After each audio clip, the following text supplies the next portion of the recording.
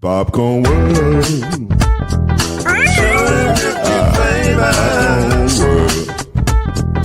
Popcorn World. Yeah.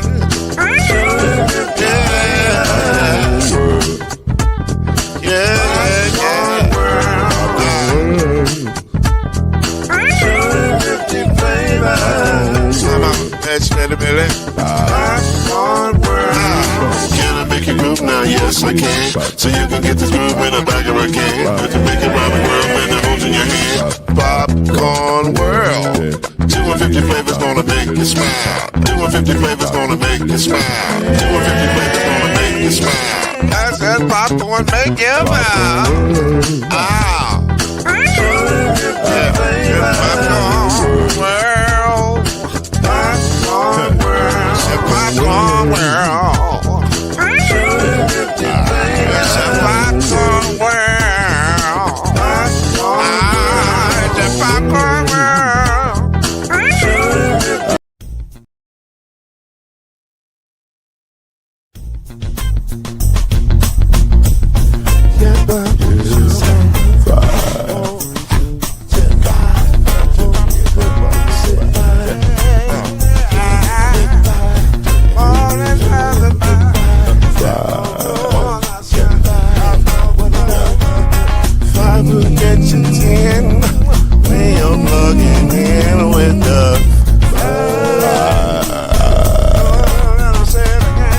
There's no mystery. Let's make history with the five. Oh, the show 2 and 3. Add 1 more plus me and do the 5. The 5. Yeah. We keep it on the floor. And the funk was 4 and you got 5.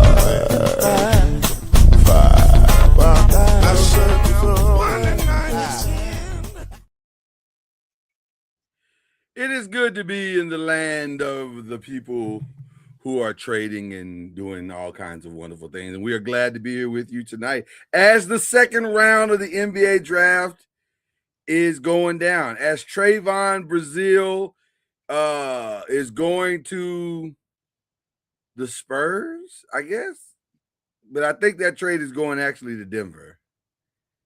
I'm trying to figure out what's happening here. It says pick is in Spurs, but reported trade. So I think Trayvon Brazile got picked by the Spurs, but I think he's going to Denver. But anyway, nevertheless, we'll be here through some of the second round. We may not stay for all of the second round, but we're going to do our part of what we do and talk about stuff. And then also there are some rumored potential blockbuster trades that could go down as we are on the air tonight. So we will talk about that if thus trades occur. But for now, that is the great Chad Major over there. That is the great Byron Lusby. And I am Lloyd Spence, a.k.a. Mr. Noise, and we're glad to be here with you on the 5. This will be our final show for the summer. After tonight, we're going to take a break. We'll come back bigger and better than ever in September, I guess, or August, or whenever we come back. Probably be August sometime, but at least a month we're going to be gone. So that you ain't going to see us. So we got a lot to talk about tonight. The draft went down, or the first round of the draft went down last night, and it was interesting. Not as interesting as we thought it was going to be, but it was interesting. It was definitely interesting.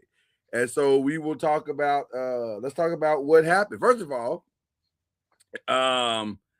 let's run through, I guess, a quick reminder to everyone as to who went where. And let me pull that up. We have that. Production has loaded that into the system. So let me pull that up so we can see it together. Okay, here we go. So this is the first day results.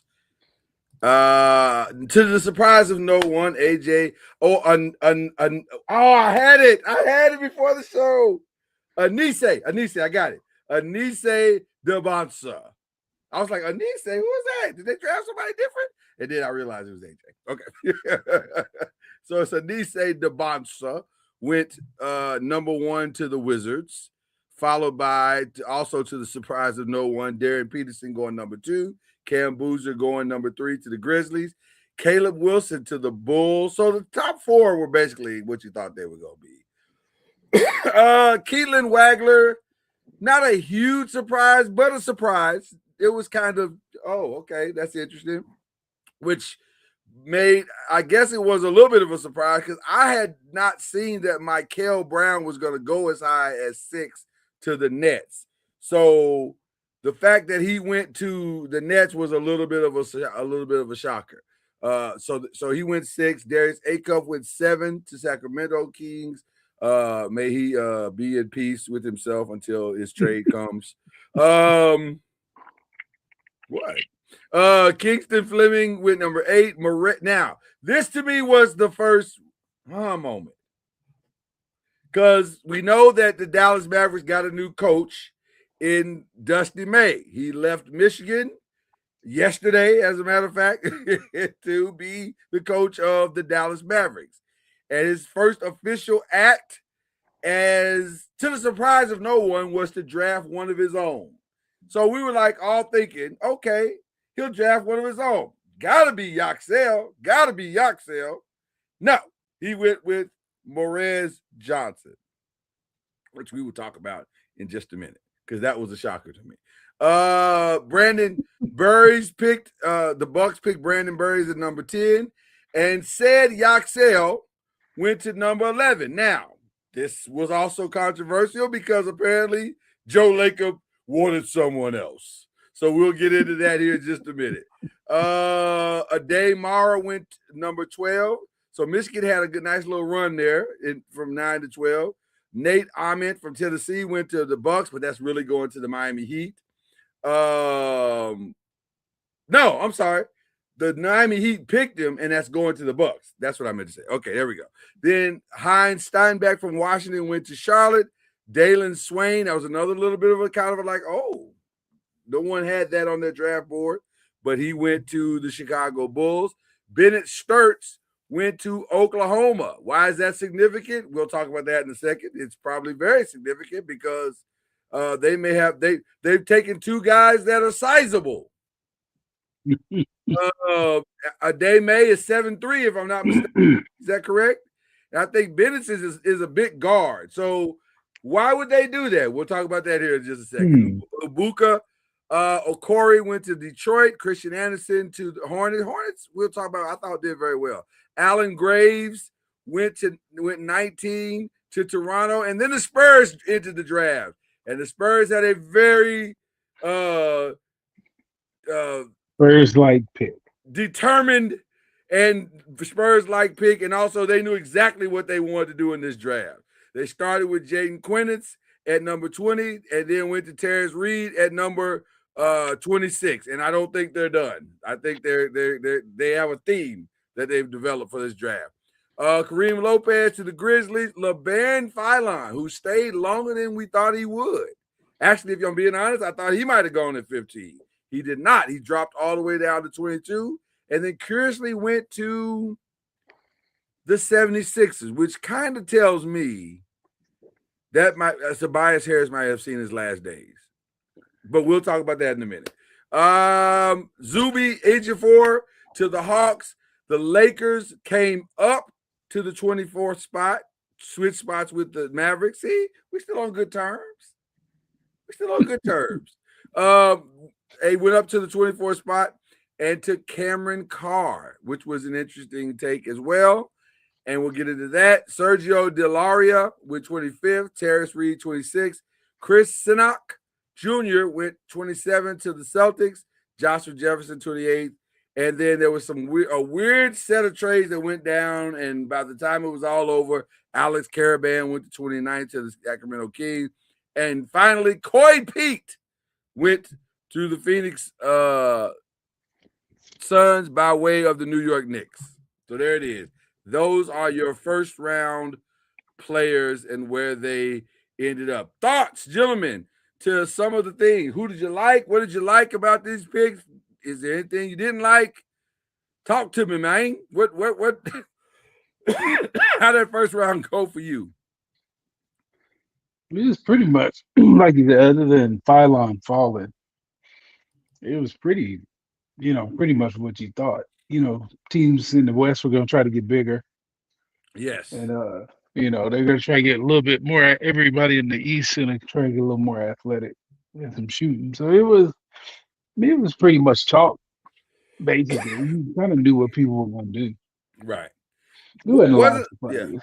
Wasn't a lot of surprises. The only Mhm. ones that were surprising to me was, again, I didn't understand, and I'm start with our resident kind of Warriors fan, which is what which will make him now going forward. He's kind of a Warriors fan. Just definitely, Yeah. Now I can't hear him. Can you hear him, Byron? he wasn't talking. That was me. Oh, I thought he was talking. I didn't hear anything he said, but okay. All right. No, I can't hear him now. Yeah, that's what I'm saying. Something's going on with his sound. And ironically, it's going on with his sound now because we're talking about his Warriors and the curious nature of his team. But while he's working out his And the sound, infighting. right, And the obvious infighting. right, the obvious infighting. So it was weird because Joe Laker was in Mike Dunleavy's face, like, what are you doing moment? And Dunleavy was like, I'm taking the guy I think is the best guy at this position. And by the way, not many people would argue with that pick, especially in that system. That thing to me, and I happened to be on the phone with Reggie Love. Shout out to Reggie Love. I was on the phone with Reggie Love at the time when they was about to pick, and I was like, they should take Yaxel because that's a perfect fit for them. He's a perfect successor to Draymond Green. He does all the stuff. He'll do all the stuff, except he's going to be a better scorer than Draymond is. So how old is he? He's about 6'8", in Chad, about 6'8", Okay, so he's the 6'9", same something like size. that. Okay, so he's bigger. Yeah, I think he's bigger in some regards to what Draymond is. So I was like, man, that's a perfect drop, plug and play kind of guy that could play this year and be impactful this year. And Joe Laker was having a fit, and then he walked off with it, throwing his hands up in the air, and I'm like, okay. And everybody in the group chat was kind of talking about it, and Charlie was talking about it, and I was like, Charlie was like, well, these things happen. I said, I don't really care if it happens or not. My question is, who does he want? Like, who did he want in that moment? So, Chad, did you hear anything throughout the day about who he wanted, or what was the beef? Chad still ain't got to work. You muted now, Chad. That's why you can't be heard now.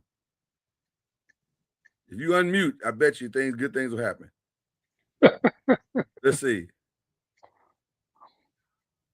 Say something, Chad. You got to say words. Okay, nope, it's not happening. Okay, just go out and come back in. We'll talk amongst ourselves until you get back. Byron, I think that was the right pick. And you know how I feel about Mike Dunleavy. Like, I think Mike Dunleavy gets it wrong quite a bit. So I thought I was actually impressed. I was like, oh, he went and got the right guy for that system. What were your thoughts about that pick as well? I didn't understand it either because like everybody hailed that pick when they made it. Like this dude is getting put up in rookie of the year, conversations already. Right. So I didn't understand why people were so. I didn't know why he was so mad unless there was a trade they wanted to work out or something. I've never seen an owner get in somebody's face like that. Yeah. And so then it made me look at, okay, well, who was after him? Because I said, was it a day? Maybe he wanted a day instead of Yaxel or Nate, or I was trying to think of who he would have wanted because nobody else on the list, other than upside of what I think Jaden Quainus is going to be, I don't think they even come close to what Yaxel is. So I thought they nailed it. I gave him, but if I'm being honest, my grade was an A+. I was like, oh, finally Mike Dunleavy did something worth the quarter. So I was impressed. Yeah, I don't know. Yeah, I didn't get that one. I didn't get that one. I didn't get that one either. But But like you said, everybody said this kid is he's actually an upgrade to Draymond right, because he can he's a score. he if he takes the lessons of Draymond from the defensive side and adds it to his already pretty solid offensive game, he's a Yeah. steal. He could Right. easily be. I'm not saying he's going to be rookie of the year because he's got a lot.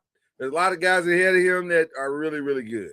But Yeah. he's going to have an opportunity to make a first team rookie because they should be. It should be a significant upgrade and a nice.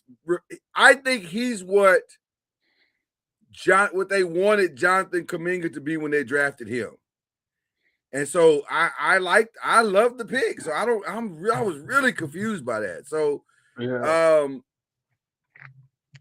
let's see if we get Or that maybe here. the GM wanted the other guy. Maybe the GM wanted the center, and they were like, "No, take this guy."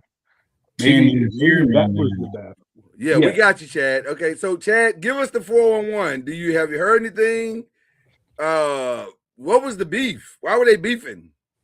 There was a issue where they thought they was going to trade for someone. The trade fell through, and so they had to make a pick.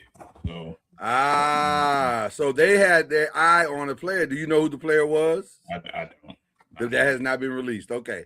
But okay, so the trade, I know it was mad. I was like, why is he so mad? So so there must have been a significant trade that they thought they were gonna get. Yeah. And well, then that goes back to Mike being fired again. So he's probably gonna Yeah, it's I mean, listen, I don't know what the trade was. I'm sure it'll come out over the next couple of days. But Yaxel is a solid pick. He is. Yeah. That is a solid pick and a guy that can help you day one. Exactly. Yeah. So, I like the pick. So you definitely. But that we have to measure the pick now versus the trade. So, once we find out who the trade is, then we'll say, oh, well. Yeah. Nah, I mean, for what it is, I like the pick, and I think I mean, he works for what their system is. So he's perfect. He's absolutely perfect. So now it'll be interesting to see. I'm very curious to see what the trade was because the way he reacted as though the trade was done, and Mike mucked it up. Mm-hmm. So now I'm really curious, Byron. I'm gonna have to do some research my own self and say how bad is this muck up? Because clearly Joe Lacob was hot. He was fish grease hot. Or he wanted the big guy, or one of them. It could be a thing where he wanted the center, and then Dunleavy wanted the center, and the GM and the owner's like, no, we're not doing that. It's one of those two. Yeah, it's either something like but either way, it's not good. It's not good at all. But man, that was bad. Well, Mike is one step closer to being fired today. That's what we're really figuring out. And either one of those picks would have been good. A day would have been good, or Jax would have been. I don't love a day. I don't know about the big guy. The way they play, he's gonna have to play on the floor. I like Yaxel much more. I mean, a day can pass. He can pass, and but he's slow. He's god awful slow. And I didn't. I'm gonna be honest with you. I didn't love the pick for Oklahoma City because I was like, why do you? That's your Chet Holmgren replacement, unless you're gonna merge the two guys together. That's six more fouls, and they saw that leaning on Wemby tired him out. So they figured a free Chet and have him just lean on him. Yeah, that the Oklahoma and the San Antonio picks were to counteract each other. I think so. Yeah, so I didn't get that one. I didn't love the Dave pick. I thought now as far as winners and losers, it's hard to say that, and I don't even really, if I'm being honest with you, I don't want to get into the winners and losers because who knows. So maybe somebody won that we didn't even see won, right? But I'll tell you the picks that I liked and the placements that I liked. And I think I think I like Derek Peterson in Utah. but they got a log jam there. And then I heard something about now they thinking about putting making Ace Bailey come off the bench. And I was like, okay, I don't know what y'all doing at this point because that doesn't make any sense. So I don't know I don't know how to feel about the Darren Peterson pick. I thought the Grizzlies reloaded well with Cam Boozer, with Kareem Lopez. That's a solid rebuilding type thing. I'm not as big on Cam Boozer. You're not a Cam Boozer guy. I don't think he's gonna get any better than what he is. I think his floor is. We don't have a low floor, but he don't have a high ceiling either. Maybe it depends on who his point guard is going to be. Maybe that point guard that they have. I think he's one of them. What you see is what you get. That's me. I don't know. I think he's going to be exactly what his dad was, a contributor. I don't think he's going to be. But it's going to be an all-star. They're looking for an all-star, right? Maybe he might stumble into some all-star years because of injuries and I think he's going to get the ball. He's going to get opportunities because other than Ja, I don't know who else they have. Which is what I'm saying. I think he'll be exactly what his dad is. When his dad was at Utah, his dad was an all-star because there was nobody else on Utah. And so he put up nice numbers. But then when his dad went to other places like Cleveland and other places like that, he was just a dude doing a thing. And so I think that's what he's going. I don't see Cam as being this generational talent like I've heard. And I love it. Right. Well, listen, that's to me, that's where the failure is. If you're gonna look at a failure, I think the Grizzlies should have taken Caleb Wilson. He might be the best player in the draft when it's all said and done. Caleb's gonna be a problem. I'm telling you. First of all, they're gonna love him in Chicago. They are going to love him in Chicago. And Chicago has some pieces too, so they get some young pieces too. Yeah. So I think that's where, if you want to talk about a misstep, that might be the misstep that they should have taken Caleb over, especially if they're not gonna keep John Morant. Then you really are starting all the way over. What is Cameron Bruiser doesn't bring the ball up the court? So what are you doing? So that doesn't make a lot of sense to me. I felt bad for Darius Acuff. Great talent, but he'll do his 4 years. Yeah, he'll do his 4 years in Sacramento, and then he'll move on, just as obligated once you signed up in Sacramento. Which team would he have been better for, at Clippers or Brooklyn? The Clippers. The Clippers, probably. Yeah. Actually, Michael is not a bad pick for them. He's a great scorer. He's a slasher. They'll love him there. He can put the ball in the bucket. They won't win any more games than they're winning now with Michael. But is his back going to be an issue, or is it all? Oh, listen. His back will heal the same. His back will heal the same way that James Harden's back healed when he left Brooklyn. Really. You know that miraculous healing that James had? That's Michael's back. Like, oh my God, my back is amazing right now. So it'll be about the same. So but he'll play well there. He'll put up nice numbers his rookie season. The one that got me, let's talk about the one that got me. I didn't understand Morez to Dallas at all. I do. Okay, talk to us, because I didn't see that. I don't see that in him. I think that the reason why Dusty picked him is because he's his favorite out of the three that was drafted. Oh, so Dusty's going to get fired early then. I don't necessarily think he's going to be fired early. I think 100%. He's a high motor kid. He plays defense, which they definitely want to have a defensive anchor. One question and one question only, Chad. Okay. Is he better than Yaxel? Is he better? No, he's not better than Yaxel. But it depends on what they want him to do. It depends on what they want him to do. Nope. He's not better. No, he's not better than Yaxel, but he may be the favorite of those three. Like I was saying. I'm going to tell you where the trajectory is for that return. He's going to get reamed in year one. I think you're right that he picked with his heart and not his head. I do agree with that. Yeah. Therein lies also the problem, because there's no way you can, if you watch Michigan play, and I did watch them play through the entire tournament, especially in the championship game. I don't even remember Morez's name being called. I remember a day doing his thing. I remember Yaxel doing his thing. I don't remember Morez's name being called. He did his thing too. He did. Did he? Don't make me pull up. Don't make me pull up the box score. He did his thing defensively. Don't make me pull. That's what I'm saying. Yeah, but that's not the problem that the Dallas Mavericks are having. They don't have a defensive problem. Because they still got Likely, they still got Gafford, they still got DJ. Maybe not. Maybe some guys right. not be there. Okay, but then that also brings me back to what I'm saying. You can still get the defense and the offense.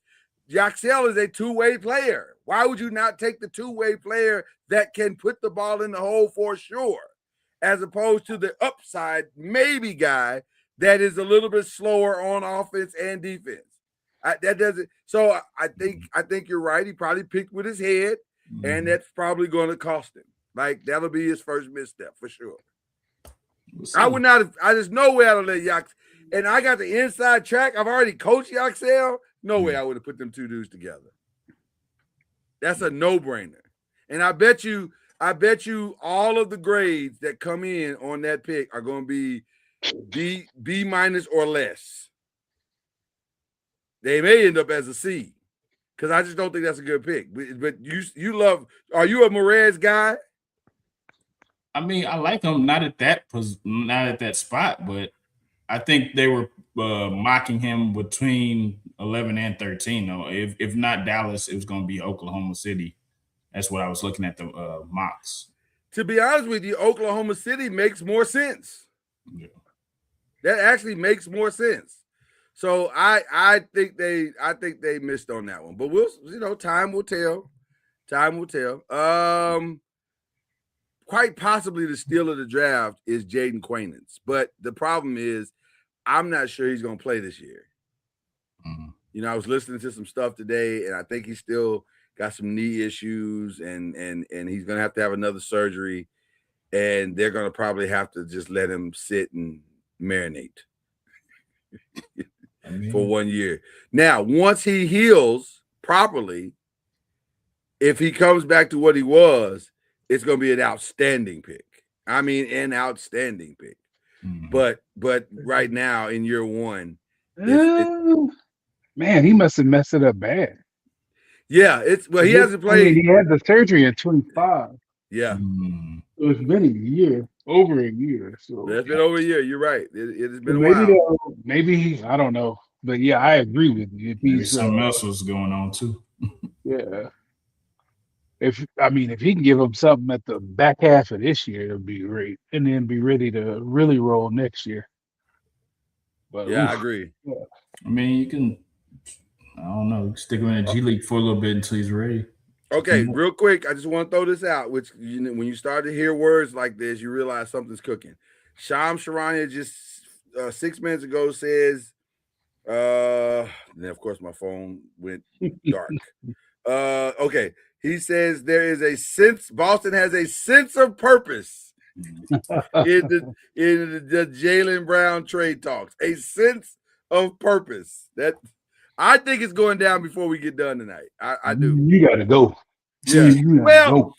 So let's get into that right now, because I was going to save that for question 3, but let's actually get into that right now, because the reality is. You do have to go. You can't walk that back. No, I don't. Now, should they walk it back? Should they walk it back? They should try, but it's their fault. They in this spot. Yeah, like they brought it on themselves. They know they offered him in the Giannis trade, so you can't go back. You got to. It's not even that. It's the fact that he carried the team all year. Then you bring Jason Tatum back, and then you don't even treat him like he's a bonus. You put him back with big minutes, like he didn't just carry you to that Jalen point. Didn't just get you to the second spot in the East. Yeah, like this dude wasn't coming back off an injury, and then he gets hurt, and like that. You don't do that. That dude. Now you see how they feel about him, though. That's why he want to leave, because you see he get no respect. Yeah. Well, he definitely had an Ice Cube moment. Here's what they think about you. Yeah, I wouldn't want to stay somewhere that I'm not respected either. So I get it.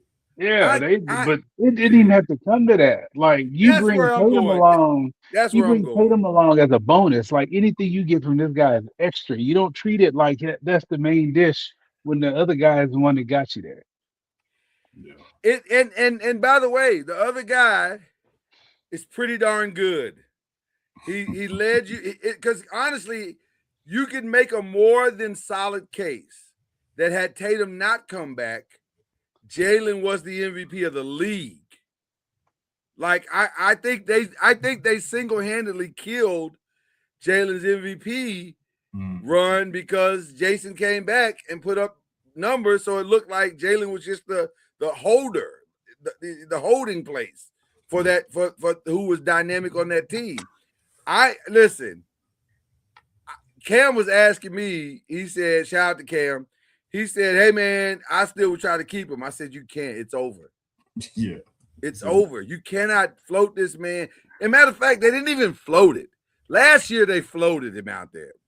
This year they were brazen and said, "If we can get Giannis, Jalen is gone." Yeah. So you're basically saying the guy that helped you get your first title or your 18th title and was your MVP candidate, we have no value to him other than we need to move him on for something better. That's the thing. You can't walk that back. Finals MVP, and you. You can't walk that back. It's over. It is over. That conversation is over. So unless you give him, the only thing that fix it is even more money. And then, do you really want to pay this dude $70 million a exactly. year? Yeah. Exactly. You still got to pay. You already complaining about being far over the second apron, and you going about to go even further. So I think it's a done deal. I would not be surprised if before this draft is over, that situation is over, and we just move on. Like it's crazy to think that. And it's crazy how time, or I guess the way I want to say this, it's crazy how we don't learn the lessons of time. We've seen this movie before, Shaq and Kobe. Mm-hmm. I mean, it's probably many more than I'm thinking. Oh, James, Russell, and KD. Like we've seen this "we can't get along" movie before, and I don't understand how we get here. Because it shouldn't be that hard to love two people equally. Like I love both my kids. Byron, I know you love both your kids. Most fathers and mothers love both their kids. They don't love one over the other. They love them both equally. They love them for different reasons probably, but they don't love one more than they love the other. We love them. That's just how parents, that's how it works. So I don't understand why it was this hard to make Jalen feel appreciated and loved. Now, some would say, well, they gave him $300 million. He should feel appreciated. That's not how it works. He earned that. Right. In his mind, no, you didn't give me $300 million. I earned $300 million. Yeah. So the respect is what I'm looking for. And to not give him that respect to me is crazy. So we will digress on that part. I don't know what they're going to do. Well, let's talk about what they're going to do. Where's the trade at? Because if it ain't with Giannis, where's the trade? I have no idea. I don't either. I don't either. Can I offer one up? As crazy as this is gonna sound, as crazy as this is gonna sound. I think I know where you're going, but go ahead. Because I was very curious today that my Lakers settled so fast on Austin Reeves. I was like, wow, 4 for 185? He left money on the table? Now, there's only 2 reasons to leave money on the table. That money helps you sign other people, even though that's hard cap, so it's not that big of a deal. But still, extra money is extra money. Or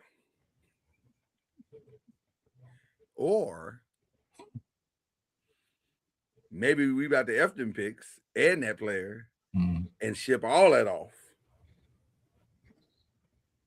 Because that saves Boston a lot of money. Yeah. And all the ego stuff is gone because Austin just want to hoop. And by the way, shout out to Austin Reeves for getting this bag. Listen, how you want to feel about him as a player, or if you think he's good enough, or he's a defensive liability, which he is.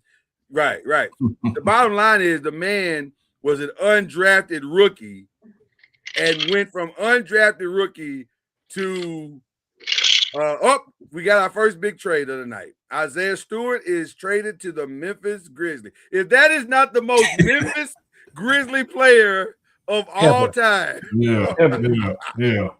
Wow. Perfect fit.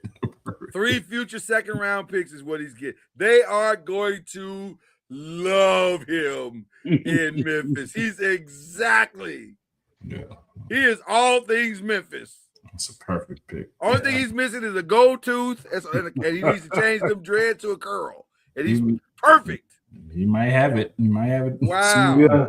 Bill Simmons said some things are just meant to happen. Some things are just your thoughts, gentlemen, on Isaiah Stewart being traded to Memphis Grizzlies. You nailed it. Yeah, I mean, I can't think of anything better than that match. Oh my God. If I was going to draw up a player or if I was just going to randomly pick a player out of the league and say he's a Memphis Grizzly, it would be Isaiah Stewart. So that's crazy. Him and Ja gonna be trouble. Huh? So him and Ja gonna be even more trouble. Oh, Ja's gone. Yeah, you ain't got to worry about Ja. Ja won't be there. Nah, Isaiah Stewart, he may fight on the court. He ain't no off the field stuff. Yeah, I haven't heard him do nothing crazy off the court yet. Not yet. But he in Memphis now, so it's you don't mess around in Memphis. Some dudes know where to go. Well, except for John, they know where to go and where not to go. I agree with Ron. I think the only thing Isaiah Stewart is missing is a deuce and a quarter. And if he can get him a deuce and a quarter, he's got everything he needs to survive in Memphis. oh man. But yeah, that's the first significant trade, which is interesting from the Detroit side as well, because that says to me that they're going to go more offensive. They're trying to find ways, which by the way they should. They need to find more ways to put the ball in the hole, and they don't have that right now. Is that a possible Jaylen Brown move? Also, could be a possible Jaylen Brown, making room for a Jaylen Brown to come in and absorb some of that. But then who you send out? Do you send out Duren? You'd have to send out Duren in that scenario. Yeah. And by the way, man, I'm gonna just be honest with you. I am still on team. I can't pay you that. Like $200 million. I know you're eligible. I get it, but I can't pay you that. And Cam and I talked through that as well. And he was like, "Well, what if we got all the other offensive pieces, and he's just gonna do defense and okay, but do I still have to pay you that? Because $200 million is crazy for it. Because right now he's only got one defensive team. All defensive team on his resume.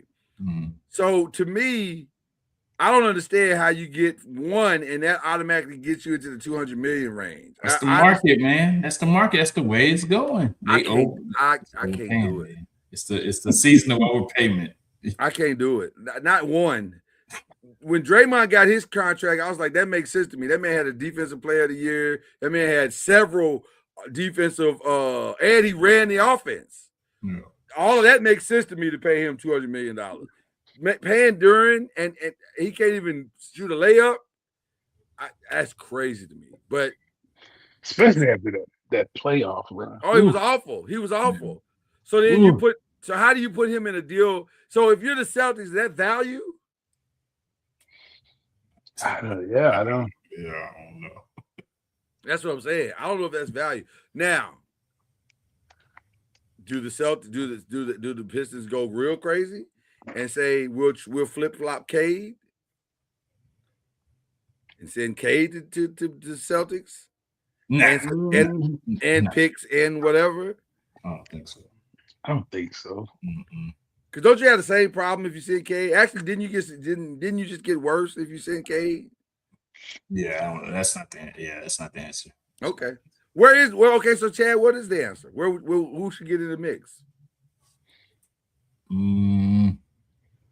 I did hear Detroit as one of the teams for Jalen, so that is a possibility.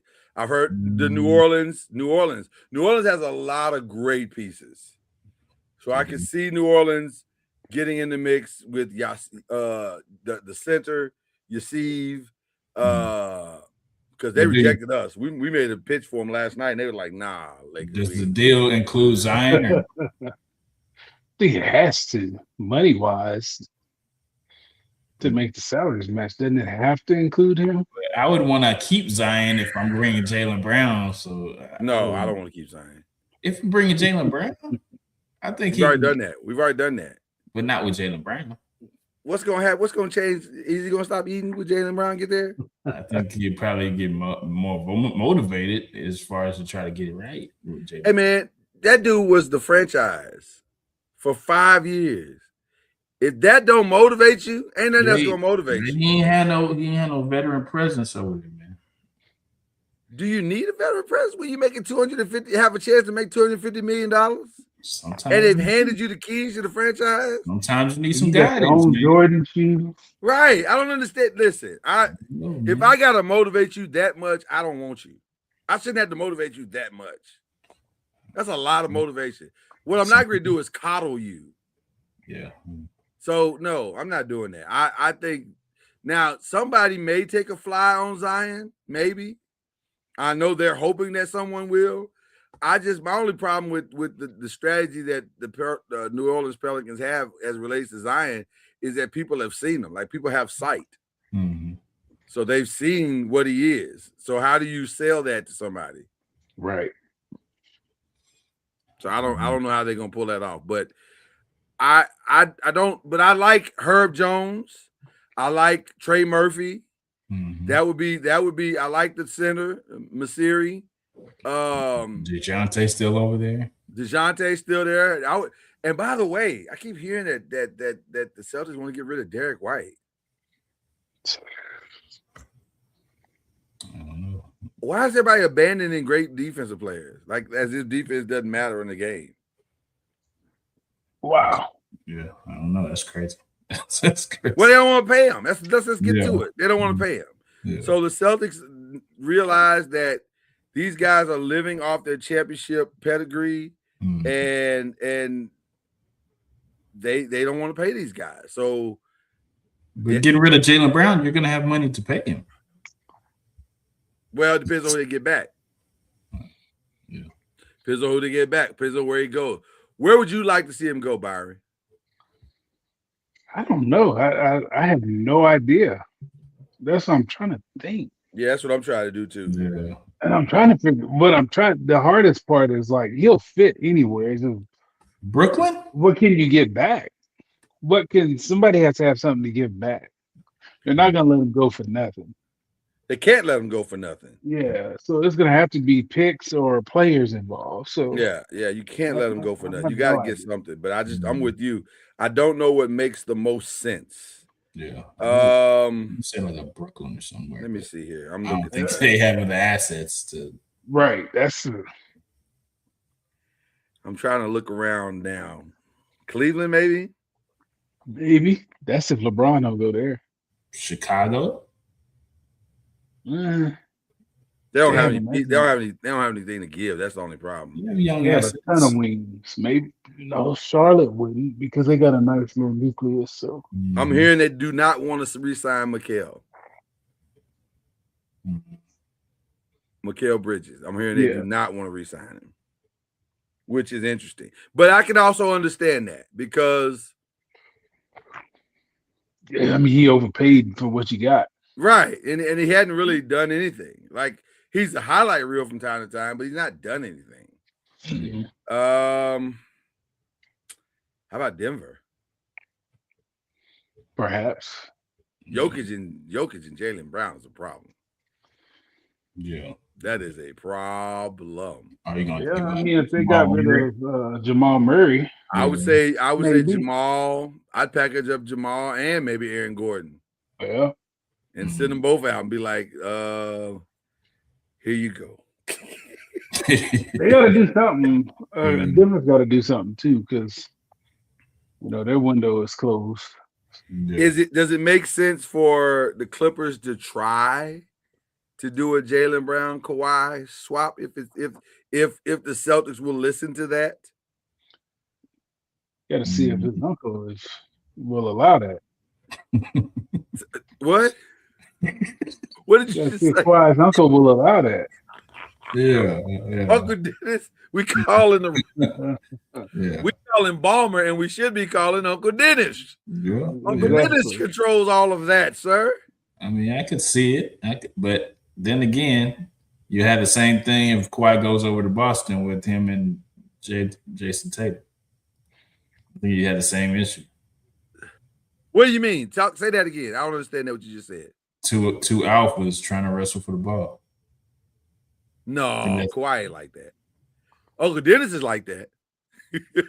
No, I don't know if it's gonna work. I don't think Kawhi's like that. Kawhi's on the down slope too with those injuries. Like, but he still probably thinks he can do what he need to do. I don't think so. He ain't gonna be out there as much because in past performances, future performance, he ain't gonna be out there a whole lot. Right, and you only need Kawhi at the end of the season anyway. Like that's the only time you can sit Kawhi for 40 games and be like, just show up, at the end, sir. Wow.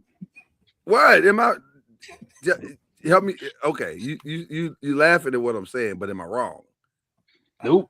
No, he's hurt a lot. No, he's hurt all the time. He's hurt. You need to hang it up then. Uncle Dennis ain't gonna let him hang it up. Squeeze all the juice out of there. He gonna squeeze all the juice. He's gonna squeeze all the juice he can get out of there. Give me all the fries you can give me. Uncle Dennis want all the money. I ain't mad at Uncle Dennis, except I am mad at him. Like he be doing some unscrupulous. First of all, let's start there. Why you got your Uncle Dennis as your manager? Let's start with that. That's really the first mistake right there. It's just like an episode of Survivor's Remorse. But it's not though, because they didn't let Julius handle the money. they were crazy, but they weren't that crazy. They were not that crazy. The ones that make sense to me the most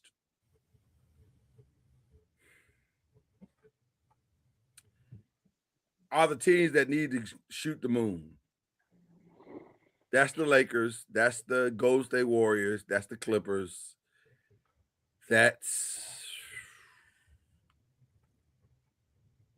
Boy, if Miami could pull it off, that would be the most gangster. They need shooting. Yeah.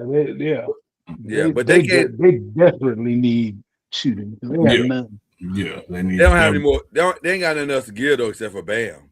Yeah, they need to help Giannis and Bam out. So. Well, I don't see Bam. Spacing that floor. Cam was here and then he wasn't. So I don't know. Maybe I guess he'll come right back in a minute. Those are the ones that make the most sense to me. So we'll see. We'll see how that unfolds. I'm sure Cam will have some thoughts, but while he is efforting to get back on the show, let's go back to question 2. We skipped question 2 to go back to okay. Is this him? Is this him pulling up here? Okay, there you go. There he is. What's going on, Cam? Can you hear us? What's up? He can't hear us. The way he's getting it together. Yeah. Call production, Cam. Yeah. Yo. There he is. Can y'all hear me? Yeah. Yes, sir. Yeah. Byron is showing Boomer Sooner. He's showing your boy some love tonight. Boomer Sooner. That's right. You got to listen. Hate him or love him. Hate him or love him. The boy did it. The boy got his own money. Welcome to the championship competition. Yeah. Listen, I'm in Arkansas right now. That's impressive what he did. He came out of this state. That is impressive. That is impressive. Undrafted rookie. So it's a good contract too for both parties. it is a very good contract. It's also a tradable contract. Yes. Which is where we were talking about before you came on. Because there's movement. I'll read it to you like Sham said it. Sham said, and I quote. Oh, you talking about Jaylen Brown. Jaylen Brown. I have to read it first. There is a sense of purpose in the Jaylen Brown talks right now. A sense of purpose. It means we have to do it. That means Jaylen probably said something sideways, and they're like, okay, we get it. You want to leave. We got it. So you're already trying to trade Austin Reeves for Jaylen Brown? I'm not trying to do anything. I'm saying when you look at the landscape of the NBA, is there a value pick or a value trade for Jaylen Brown? You kind of hinted it at the contract thing. You kind of. I did, because it's a tradable contract. But I'm saying, if that's not it, where else would you go? You already know. We've talked about this last year. I told you. Oh, that's right. You brought up another team. You're right. It makes sense. It does make sense. Tell the people what you're talking about. Go over there with Daddy, the person that drafted you. Because they got a lot of picks. They got a lot of players. They got a nice team. They missing Jaylen Brown. That might be why they floated that Ace Bailey thing today. Because that was weird. That man started 61 games. They said he's going to the bench. Huh? that could be. That don't even make sense. It's gonna take one. Ace Bailey's gonna take both of them boys over there. I think if they but listen, as much as Danny Ainge is a legend in Boston, you can't even come talk to me if you're not going to talk to me first about either marketing or Jaren Jackson. We starting the conversation with that. Mm-hmm. And I really want Jaren Jackson. If I'm Boston. If I'm Boston, I want Jaren Jackson. I don't think that's going to happen. That's not going to happen. Then hang up. Hang up the phone. Did somebody hang up the phone then? Hang it up then. Hang up. They don't talk about it. Y'all ain't gonna give me y'all leftovers. I want what you want. You want leftovers. They're giving him the future. In Ace Bailey? They're giving him the future. Ace Bailey's not a leftover. Matter of fact, excuse me, who's your favorite person to get drafted last year? Oh, it's Ace Bailey. Okay, stop talking like that, man. Stop talking crazy. It was Ace Bailey. But y'all getting Jaylen Brown. Y'all get to win right now. I got to win 3 years from now. They get Jaylen Brown and they get the youngster from Louisville, the scorer, the one that averaged about. No, ain't enough. Keontae George, no. And give me some of the picks, Danny. Yes, Keontae George. Ace How Bailey. many picks? How many picks is it? How many picks is it? How many picks is it? Danny gonna say Efton picks. Efton picks. 3 picks. Hey, hold on. It's Danny Ainge. Danny Ainge will get what he wants. Hold on. You said 3 picks? 3 firsts. How about 3 firsts and 2 twos? And them other 2 dudes. It sounds good. Because you're gonna put now you can put marketing, Jerry Jackson Jr., Jaylen Brown. You can get some other guard. Plus, they got Ball, and they had some other couple of young cats over there. I would do that deal. Absolutely, you would. I do that deal. That's a solid deal. With that being said, he's probably gonna be in Atlanta though. I ain't ready to give up on Zakar already. He just got there. I think so. He ain't been there 10 minutes. He living in an apartment in Atlanta. He ain't even got properly twerked on at Magic City. Whoa, that's crazy. No, I'm just saying. Y'all know that's true. He ain't had time to get the lemon pepper wings yet. He probably working his way from barbecue to lemon pepper. He ain't even had time. Hey, that's his fault. Can I ask you about That is his fault. About a blockbuster though? Talk about it. You think a blockbuster's on the way? Would you take draft picks, Cornette, and Dylan Harper to Boston for Jaylen Brown? Not Cornette. Not Cornette. Cornette, the center, the backup center. I know you're talking about. No, the answer is no, absolutely not. But I would. But now, if you give me Harper, you give me this pick that you just made acquaintance and the picks, I'm listening. It's a team. It's a good team for Jaylen Brown out there. It's going to make sense for everybody. Well, it'll be interesting. Hey, Lord, but me and you talked about the most gangster. Hey, check this out, Byron. We talked about the gangster thing to do. The gangster thing to do would be for Milwaukee to turn around and trade for him. Listen, that's what we did say. Listen, wouldn't that be the most FU Miami moment Absolutely. of all? So we got our picks from y'all, and also, and by the way, Tyler Hero makes sense in Boston. Yeah. Amen makes sense in Boston. That both of those guys make sense in Boston. And give me Miami's picks anyway. Now, still got your picks, Pat Riley. I like that. I love that. On the cool, Milwaukee got some stuff I want over there. They trying to shed salaries and stuff like that. Listen, the Lakers had no bench. That's part of the main reason why we lost. We had nothing coming off the bench. Nothing to go to at all. I'll take Kyle Kuzma off the bench right now.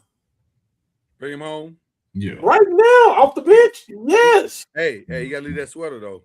I'll take Miles Turner right now. I'll take Miles Turner to start.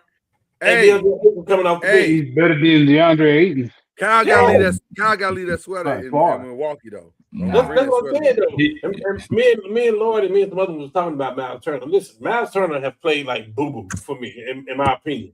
And I ain't talking crazy. He from the city. Mm-hmm. He don't play like boo-boo. But a part of that is coaching, of letting him settle outside, and who he plays with.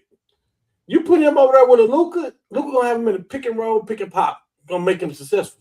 That's just my. Can I give a message to the kids real quick? Just real quick to the kids.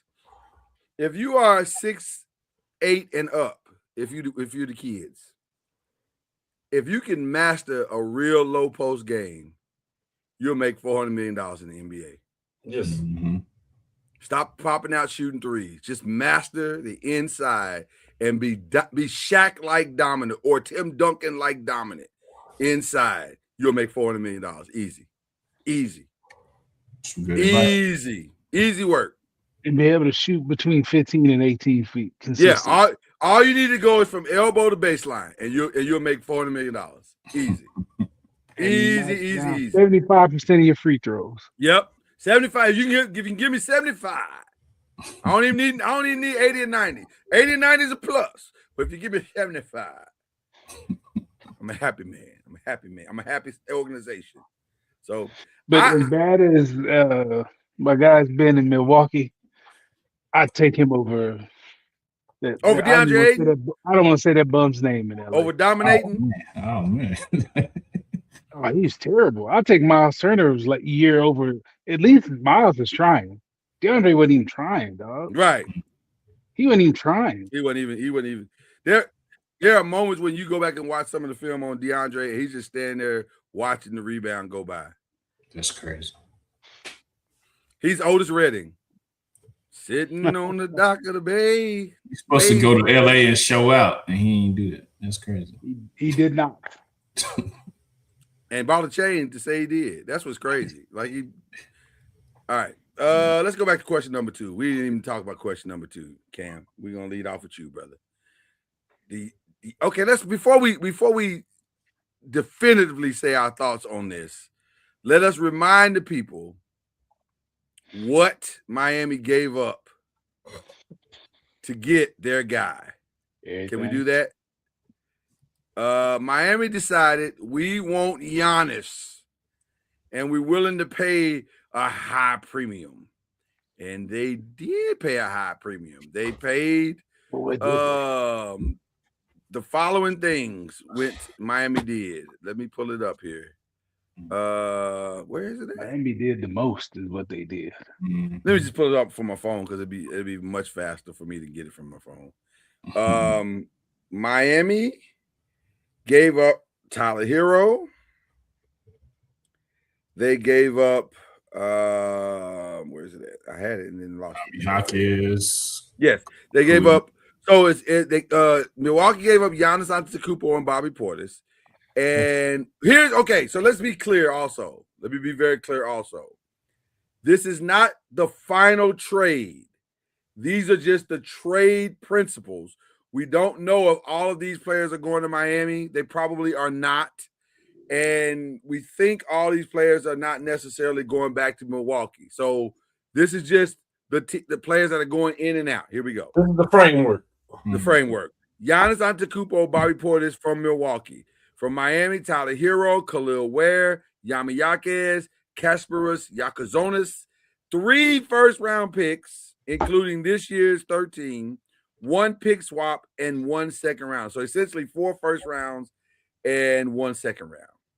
Your thoughts, gentlemen? Did Miami give up way too much to get a superstar? I mean, if they win one championship, they win the trade. If they don't, then it's all for nothing. Only one? Yeah. Because they gave up less to get Jimmy Butler and got to 2 finals. Yeah. I think he has to win a championship there, however, it's all for nothing. Just one? Yeah. Okay. All right. Byron Lusby. That's a lot. That's a lot. And you got to have. I mean, they got 2 forwards. That's all they got right now. Like, how are you going to build a team around that? They have $18 million to build a team. I don't. Yeah. I mean, where does it come from? I don't know. I don't know if they're going to move Bam and try to get relief that way. I don't know. I don't think so. They don't have a team. I didn't think so, but I just don't know how it's. They got the makings of a great front court. Absolutely. I mean, points are going to be hard to come by. Right. They got the makings of a great front court. Do you think the Jaylen Brown suspected trade will be included in this as far as? It could be. It could be. And that's why we said this is just the framework so far. I think by the time we get to July 6th, it's going to look in complete, just like the Kevin Durant thing, it's going to look completely different. Mm-hmm. It's going to look completely different. So it could be a whole bunch of teams in this. It could be a whole I think this is very well be a 4 to 5 team trade when it's all said and done.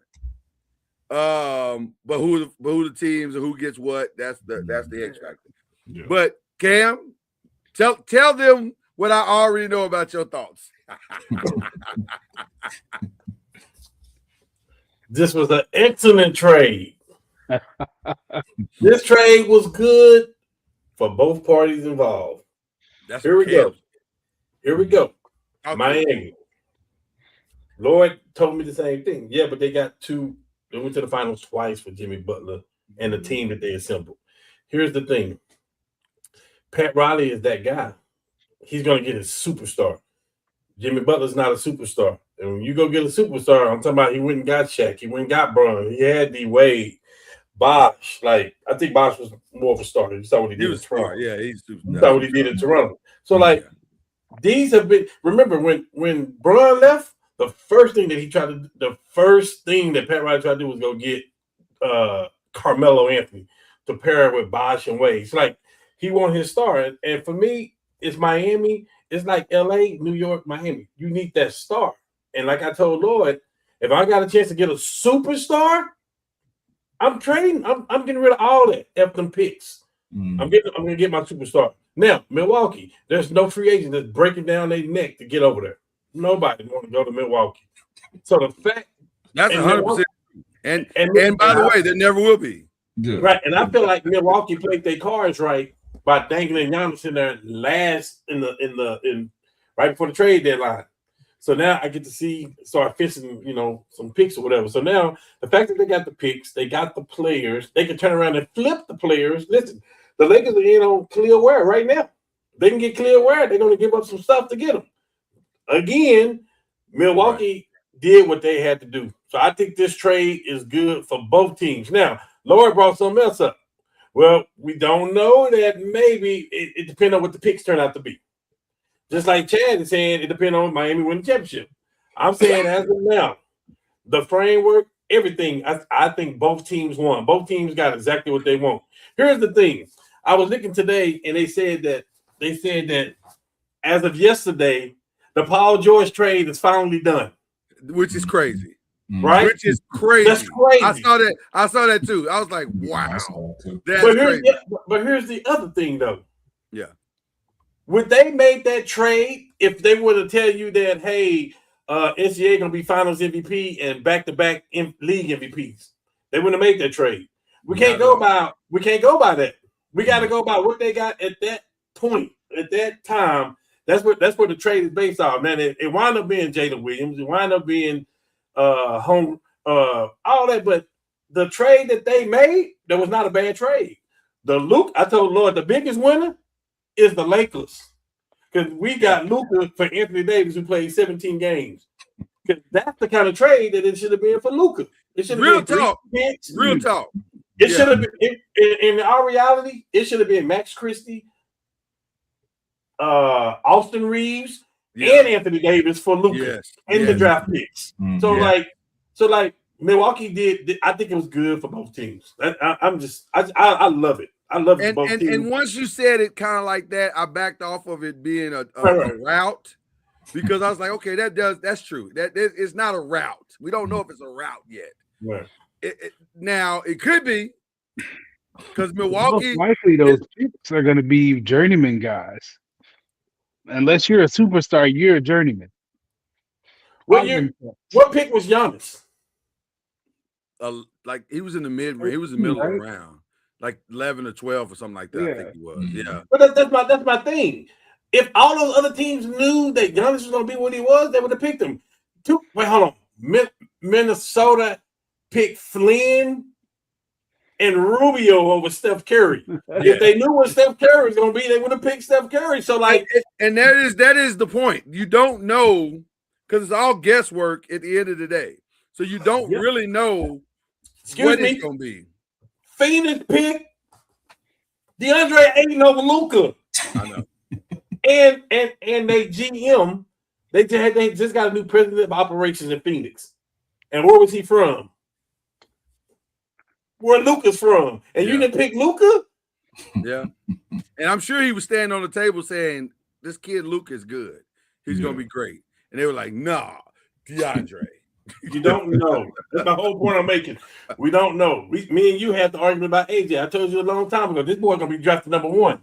Everybody that was in the thing saying, listen, this A-Cuff and this Peterson guy right here. See, everybody saying that. And then somebody saying, Boozer saying, y'all may look back around and say, man, that guy should have been picked number 1. I should have been picked number 1 in this draft. Like, we don't know. And listen, only time will tell about all of it. Yeah. So we will see what any of those guys, maybe they all become great. We'll see. This could be a great draft, or it could be they got us. They got us. They fooled us all. They were just regular old dudes, right? So we don't know. Now the NBA analysts are saying this may be one of the best drafts ever. That's what they are saying that as well. So we will see. Time will tell. What do you think? That's a great question.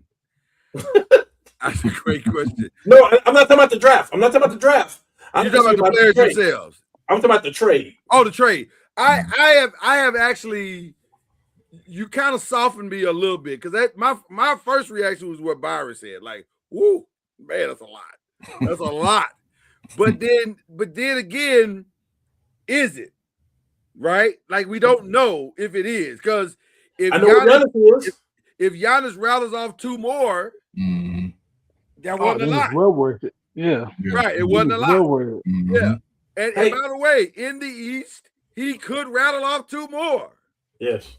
Because if the Celtics do what we think they're about to do, then the next 10 years of the East is up for grabs.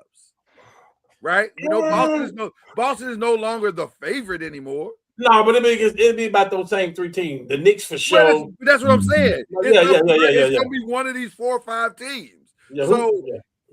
So that's the thing that we're talking about. Like, if it could work out really, really well for Miami, if they can somehow fill the roster with some people that are complimentary. Now, I'll say this: I don't think they're going to fill that up in year 1. I think they're gonna struggle with that in year one because they just don't have the money. So, but Pat is creative. I will say that Pat is creative. Now, here's the other thing that Pat is also creative with, and this will just make it interesting. Pat is so creative that he convinced 3 dudes to take less when they all should have got the max. Right. So now, if he can convince Giannis to say, hey, man, take some off these first couple of years. I'll take care of you on the back end, but let's put a winner out here. If he can do that, now we might have it. Now we have a different situation. Because he's going to have to pay some people. You can't. And Norman Powell seems like they're already ready for him to walk out the door. And Andrew Wiggins can't resign because they ain't got the money to pay him. So they're going to lose 2 right off the rip. So the only way to get anybody is Giannis is going to have to take less money. Will he do that? That's the X question. So I have a big question mark on the entire trade. Now, with Milwaukee's side of it, I mean, if you don't want a plug-and-play replacement in Jaylen Brown, then you did about as well as you can do under the circumstances. That's what it all comes down to. Jaylen is a plug-and-play, and we keep the train moving. But also, Jaylen is probably just good enough to keep you in the 5th, 6th, or 7th spot, which is not where you want to be. Right? Yeah. You want to kind of suck a little bit if you're Milwaukee because you're not going to get a lot of people to come to Milwaukee. So you want to be getting the best draft picks, and which I don't know how that's going to work with the new trade. That's the other thing that we haven't talked about. With the new way the draft works, sucking don't help you. Yeah, they're saying it's not going to even matter at this point. Yeah. Right. Sucking don't help you at all. So I don't know. I would say it's a strong incomplete. It's a strong incomplete. You know, I'm looking at this right now. Yeah. And I heard this before. We don't know. You don't know what's going to happen. And going back, I ask myself right now, do I want the championship? Yes, I always want the championship. Right. No question. Or right now on my team, do I want Josh Hart? Do I want Lonzo Ball? Do I want Brandon Ingram? Do I want the draft picks back? The draft picks that Pelicans got, they got DeAndre Hunter and Dyson Daniels. Like, do I want all of that? Or do I want AD in the championship? So you don't know what the player is going to pan out to be. Like, and the Lakers was in a 10-year drought at that point. I'm taking the championship. Yeah. I mean, it's hard to say a team lost the trade when they did get the championship. They get the championship, then they won, or at least they're definitely far ahead of you because you didn't get it. Yeah. So it's tough. It's tough. But time will tell us what's going to happen. We talked about the Jaylen. Do you have? So you said the Jazz. So we can go. I guess we go on to the 4th question, which is who needs to make some moves. Like the draft is just about over tonight, but who needs to be thinking about tomorrow and what moves they make tomorrow? The 2 people on this side of the Hey, we willing to do it. No, I know because we ain't saying nothing. Yeah. We've been having some real waiting to see what they come up with. That's what I'm waiting for. See what they come up with. I think it's going to be. I think they've seen the blueprint in OKC, the Spurs, and even the Knicks, and they know there's only one path to even have a chance at getting to a final, and you got to have dogs behind your stars. That's it. So where are the dogs? Mm-hmm. And I think what you're about to see. And by the way, the Lakers have the most cap money to spend. So they about to go spend it. Let's go get these. Let's go get 4 or 5 dogs to put on this bench, and it's gonna motivate these young boys that we got, and let's go after this thing once and for all. And I think that's where they're headed. And I think they are gonna resign LeBron. I think LeBron stuff was much to do about nothing. That man's wife is not getting moved. She's not listening to him. Baby, what about? Hey, aren't you going on vacation? No, but I'm just saying. What about go? You're supposed to be going on vacation. So it's just headlines at this point. Stop talking to me about this foolishness about I think it's a traveling. real thing. I think it's a real thing. It's not a real thing. We'll see. That woman ain't going nowhere, man. I think it's a real thing. Okay, if it's real, where's he going? It could be Cleveland. No, he's not going to Cleveland. It can very well be. Listen, you saying that, and everybody, Brian Weinhorst just came out and said about an hour ago, like that if that's where he want to go, they will facilitate a sign and trade to get Jared Allen all day. That's a different conversation. Would they do it? Yes, of course we do it. Of course. If that's where he wants to go, but it ain't. I don't think it. For the first time in his life, I don't think this decision is solely his. I think that lady is sitting over saying, "You can go to Cleveland. I'm not going to Cleveland." Okay, I'm gonna tell you this. There's a realistic chance that he could be in Cleveland. He can be in Miami. There's a realistic chance for this. Is what I'm telling you. Mm-hmm. Well, if you're the Lakers and you don't get a ton of stuff back from Miami or Cleveland, then you're the fool. You're not going to get He's a not ton under of contract. Yeah, he's a free agent. Hold on. Y'all talking like signing trades don't exist. They No, exist. it would be a sign of trade, but they're not going to lose leverage. That don't even make sense. That's why I said Jared Allen. It makes sense, Jared Allen. That's what I'm saying. You got to get something back. Right. You can't just let him go. Right. Well. Here's the thing. We actually have the upper hand when it comes to that, because the other team, all they can offer him is the mid-level. Right. So if you do a sign of trade, hey, Bron, we appreciate the work you've done. We still got Bronny over here in the camp. You're able to get your money this way. If we got a sign and trade, you're able to get your money. Yeah. Yes. Just like Milwaukee did them other Antetokounmpos. Oh, they're not worried though. They got a job. They'll be the last ones in the building, but they got a job. They absolutely got a roster. Do you have exactly how much money we have in cap space? Like 50, 54, something. Is it more than that? 72, something like it's some crazy number. I don't remember what it was, man. I'll find that while y'all wait. It's a crazy number though, bro. It's a lot for Mark to play with, huh? It's a crazy number, man. I don't know. It's just you look at the number and you say, what's going on? Like, are we 52.1? 52. That's what I thought, about 52. About 52. So I think that's include no boys deal, what it say. Oh, his money don't count at all. Yeah. Yeah, it don't count against them at all. I think I'm looking. I think it's more than that too. They got money to play with. They're gonna be real players in the market. So people gonna have to go and listen because they got too many things that they can offer. Free agency starts in a week, right? July 6th officially. Officially, the deals are. But I think there's a window that might be a little bit early where you can start talking. I think the 29th, I think. Something like that. I think it's like the 29th or something like that, where you can start having some conversation. Legal tampering.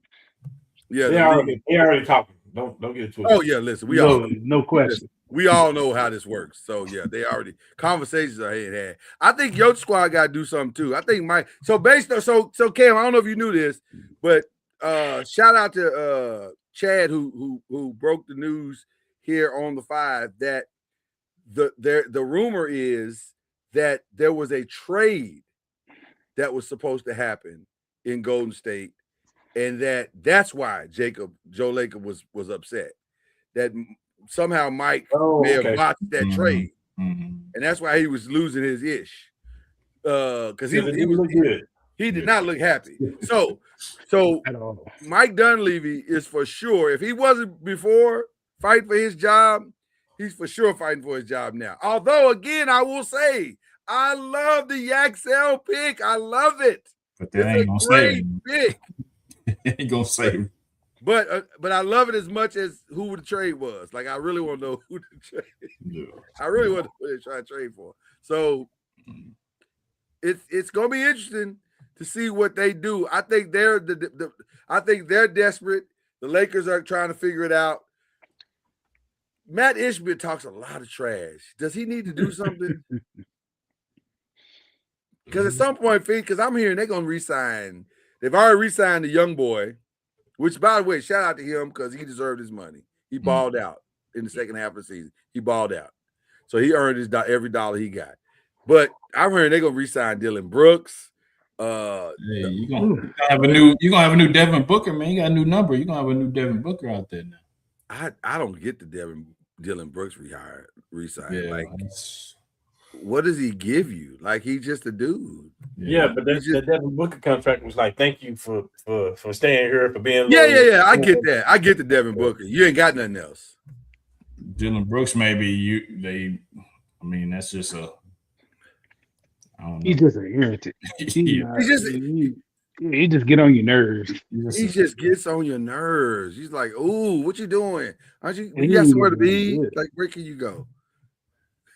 Go over there." That's what Dylan is. What he is. So I don't know. I'm curious to know the teams that contender wise. Let me throw out another name of somebody that needs to have a conversation because I forgot James Harden technically is a free agent. I think he's either a free agent or he has a player option. He has a player option, I think. Okay. So, which, by the way, if you're James Harden, back to Cleveland, right?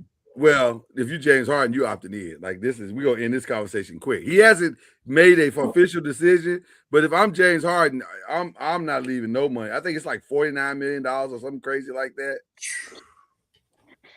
I gotta have that money before I don't give a flying flip what we do as a championship, but I'm taking this 49. 42.3. Yeah. What is 42.3. It's 42? Okay, I thought it was 49, but anything with a 4 in it, I'm taking. Same thing. We get up in the 40s, like the same thing. Yeah, I gotta have all that. I want every dime of that. Give me my money. And if we win a championship, great. But I got my money though. Yeah. I got my money, my money. Yeah. So what do they do? Who? Cleveland. Well, let me ask you this. If you're Cleveland, do you buy them out? No, sir. You got to see what happens first, though. That's the thing. Right now, they're trying to get Jaylen Brown for Mobley. That's what the framework is. Jaylen Brown for Mobley. So if you can do that, yeah, you get rid of James Harden and do whatever you got to do, or you say, hey, opt out and go get your money. Where I don't know, but like you got to see what the team, what direction they going in. You can't just make that decision and not know what you're doing. Yeah. If not, guess what? You got to run it back, Cleveland. You have to get better. If James Harden, keeping James Harden makes the team better, then yeah. But if not, then you got to explore that. Just boy, that's interesting. That's an interesting situation that y'all discussing right now. I'm sorry. I'm going to stand on my principles when I say this. Oh, yeah. I ain't basing it off James Harden. I'm basing it off Donovan Mitchell. You weren't supposed to be my leader. That's fair. Mm-hmm. That's true. That's completely true. Donovan Mitchell is Jimmy Butler. You ain't winning with the All-Star. You got to have a superstar these days. The last time we saw a team win without a superstar was probably Detroit when they beat us. The last time we saw a team win without a superstar, we just saw it 2 weeks ago. Who? Jalen's not a superstar. Not yet. No, Jalen's a superstar. He is in New York. Jalen's a superstar, bro. I think he's in that class now. I think Jalen's a superstar, bro. I'm sorry. In one season? Hey, when you put the team on your back and do what he did, for me, that's based on what you just said. Chauncey Billups is a superstar. We know that. No, he didn't do that. Chauncey didn't do it. What? How much points you think he averaged? How many assists? Chauncey was the MVP of that team. But MVP don't make you a superstar. Don't do that. That's the point I'm making. Iguodala's a superstar too. Stop. You're making my point. I'm saying I don't know if he's done enough to be a superstar. I'm saying Jalen Brunson has, but I'm saying don't you say we just seen it. Come on, man. Stop that. One good game. Oh my God. One good game. If he hadn't had that 45 points, quarters. If he hadn't had that 45 other than that, he was a volume shooter who they were picking on him on defense. Even in game 5, they were picking on him. If he hadn't had that Dylan Harper 45 got points, whatever you So want. basically, what you're saying is y'all can name about 10 players better than him. I'm assuming. Yes. Huh? Yeah. I can't. I'm sorry. He's a little dude that can't play no defense. You sound like what are we talking about? Luka can't play no defense. Luka's not a little dude. But he can't play no defense. And he's better than Jalen Brunson. And if you look at everybody else that you want to compare him to, he moves the ball better than him too. Compare Jalen to anybody else you want to compare him to. Put the numbers there. Compare Jalen's numbers to anybody else. Okay, I mean, I'm not gonna. I can't do Luka. I can't do Luka because Luka damn near average a triple double. I'm not going to say they're totally different animals. That's what I'm saying. Like, but you mentioned that doesn't mean you have to ignore everything else just because you want to chip. I agree, That's me. But to say he don't play defense, like a lot of people don't play defense, especially They hunt him. Every team that played against him hunted him. That's fine. Every team, and he's made them pay. Every team he played against, he made them pay. Not on defense, he did not. I'm not talking about defense. I'm talking about what he brings to the table. His best quality, offense. Karl Anthony Towns doesn't play well in game 4. We don't went to if could have should going back to Karl. I mean, you can say what you want.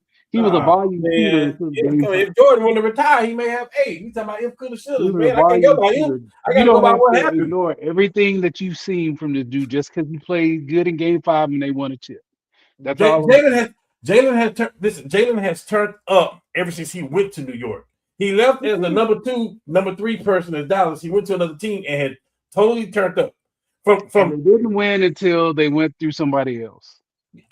Who else in the East was winning like that? No, the West. Karl Anthony Towns is why they started winning.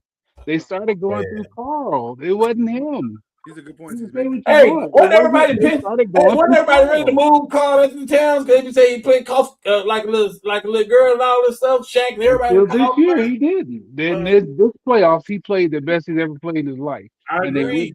That's true. That's very true. This is not the best. Yeah, but in this playoffs, this ain't the best that Jalen has played. Since he went to New York, he has turned totally up. But they don't win. It doesn't. I don't care about that. They don't win unless they go through Karl. Even last year, well, yes, but also no, because the reality is they were about to lose to Atlanta. Let's just call it what it is. Atlanta had them on the ropes, and Mike Brown said, "We got to switch the whole offense up, and let's run this through Karl." And the moment they did that, they became the team that they, So good coaching switch. Great job, coach. Absolutely. It happens. We've all said that Mike Brown is underrated as a coach. 100%. Yeah. So I give. Listen, nobody's taking anything away from Jalen's talent. Jalen is an offensive talent. The Mavs will forever be the team that fumbled that situation. So let's keep that at the forefront of this. But the reality is, it turned out really great in the end, but a lot of things had to go right because they lost 15 quarters. They lost and he 15 won, of them. And he won every fourth quarter. Right. Well, not every. He won 2 out of the 4.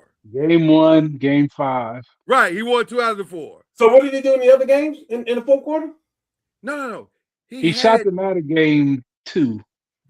Oh no, game 3. Game 3. That was the one they lost. Game 4. It's his fault that he lost, right? Okay. No, it wasn't his fault. I'm not gonna say it was out. Don't change the narrative. We're not talking about whose fault it was. Okay. That's a whole different conversation. Well, he didn't shoot him out of nothing then. I'm not gonna say he did. I think his numbers were actually not awful, but they weren't good. And what I mean by that is he would get 30, but it was an empty 30. It was oh my God, I had to fight everything and everybody, and if you're scoring 30, but you're giving up 50, that's not a good night. That's not a good night. And he was giving up a lot of points. He gave up 50? He gave up a lot of points. They were hunting him. He gave up 50? Not by himself, but you understand what I'm saying. You're trying to change the narrative. Well, don't say that. Say he gave up 32 then. Because nobody put 30 on him. Which one of those boys put 30 on Jalen Brunson? Well, they put up 30 on somebody.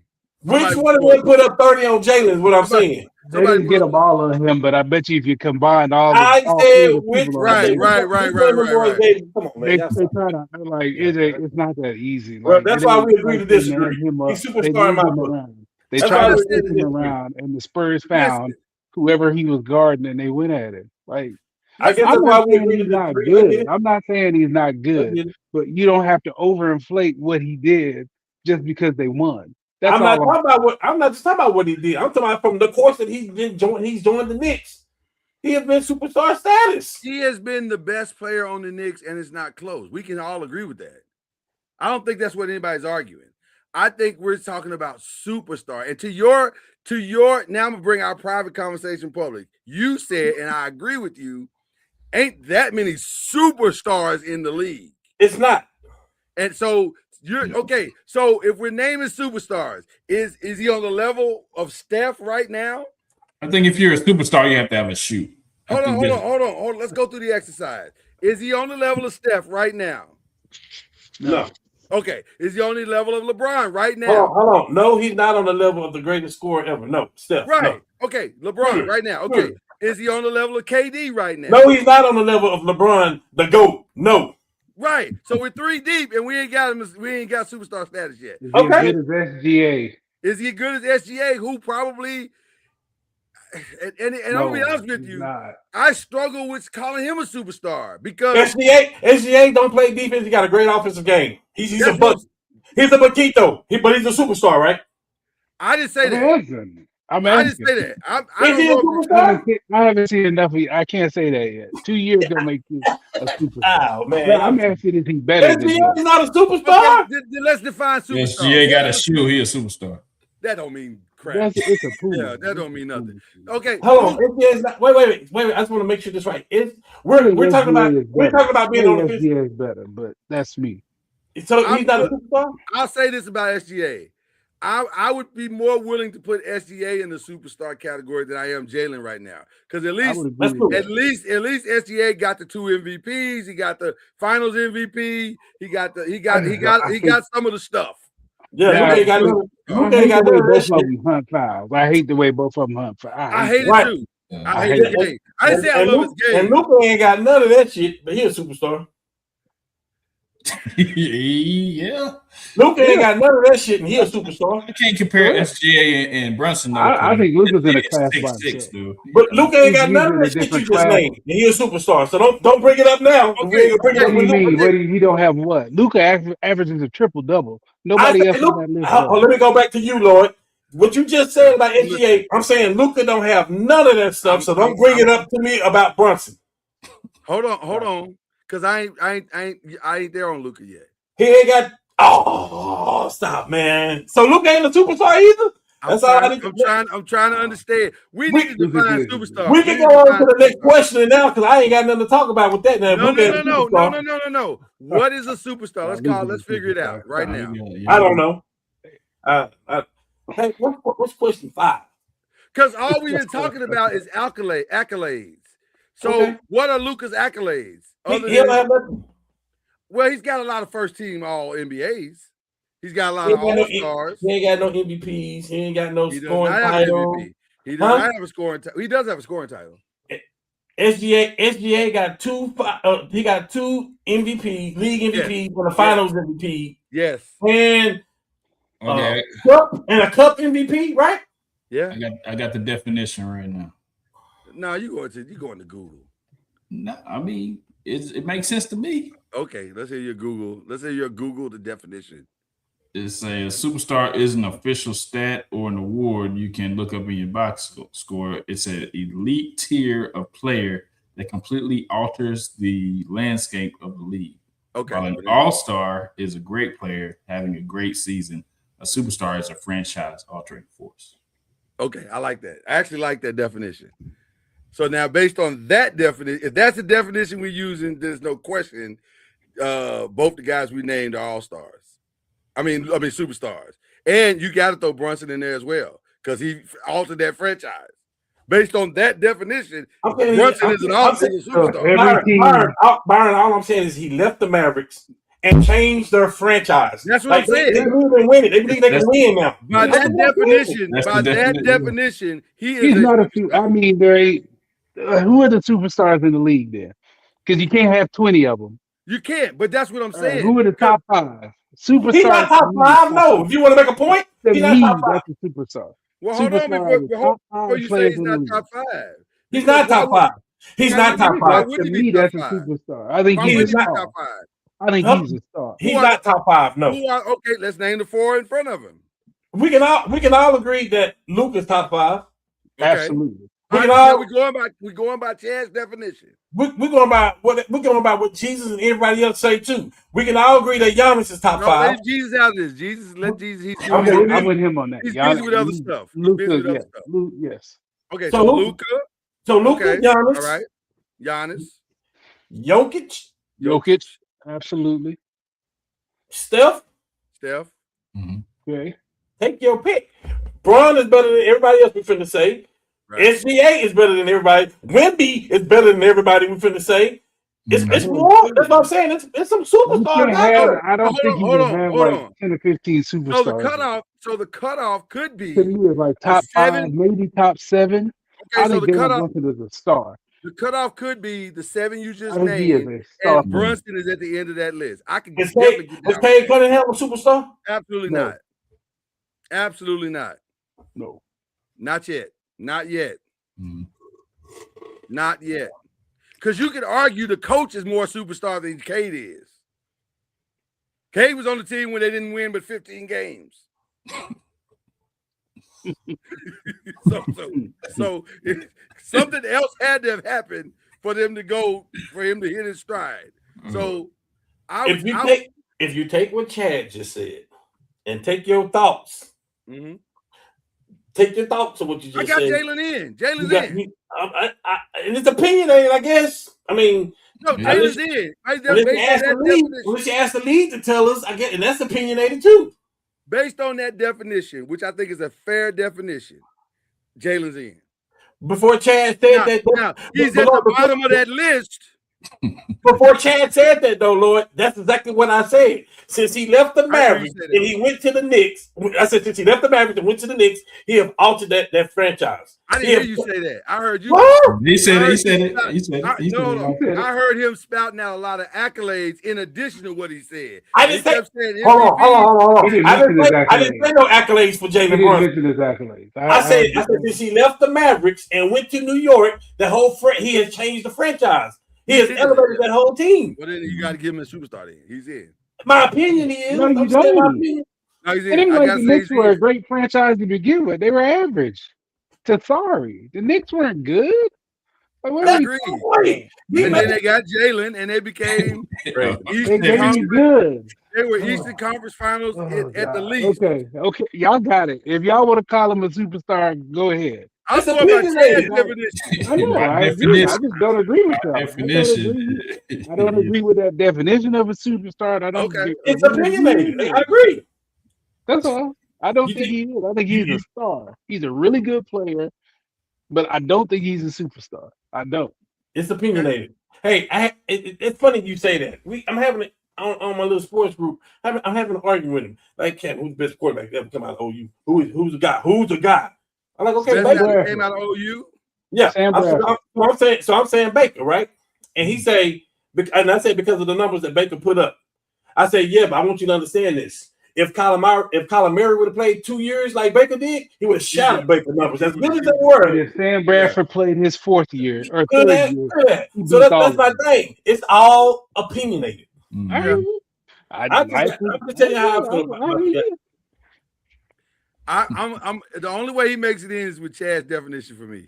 And I'm okay with that because that ain't even Chad's definition. That's what a lot of other people going by. Right.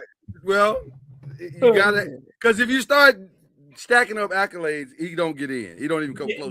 That's my point. But look at that's why you watch the game because his impact is greater than.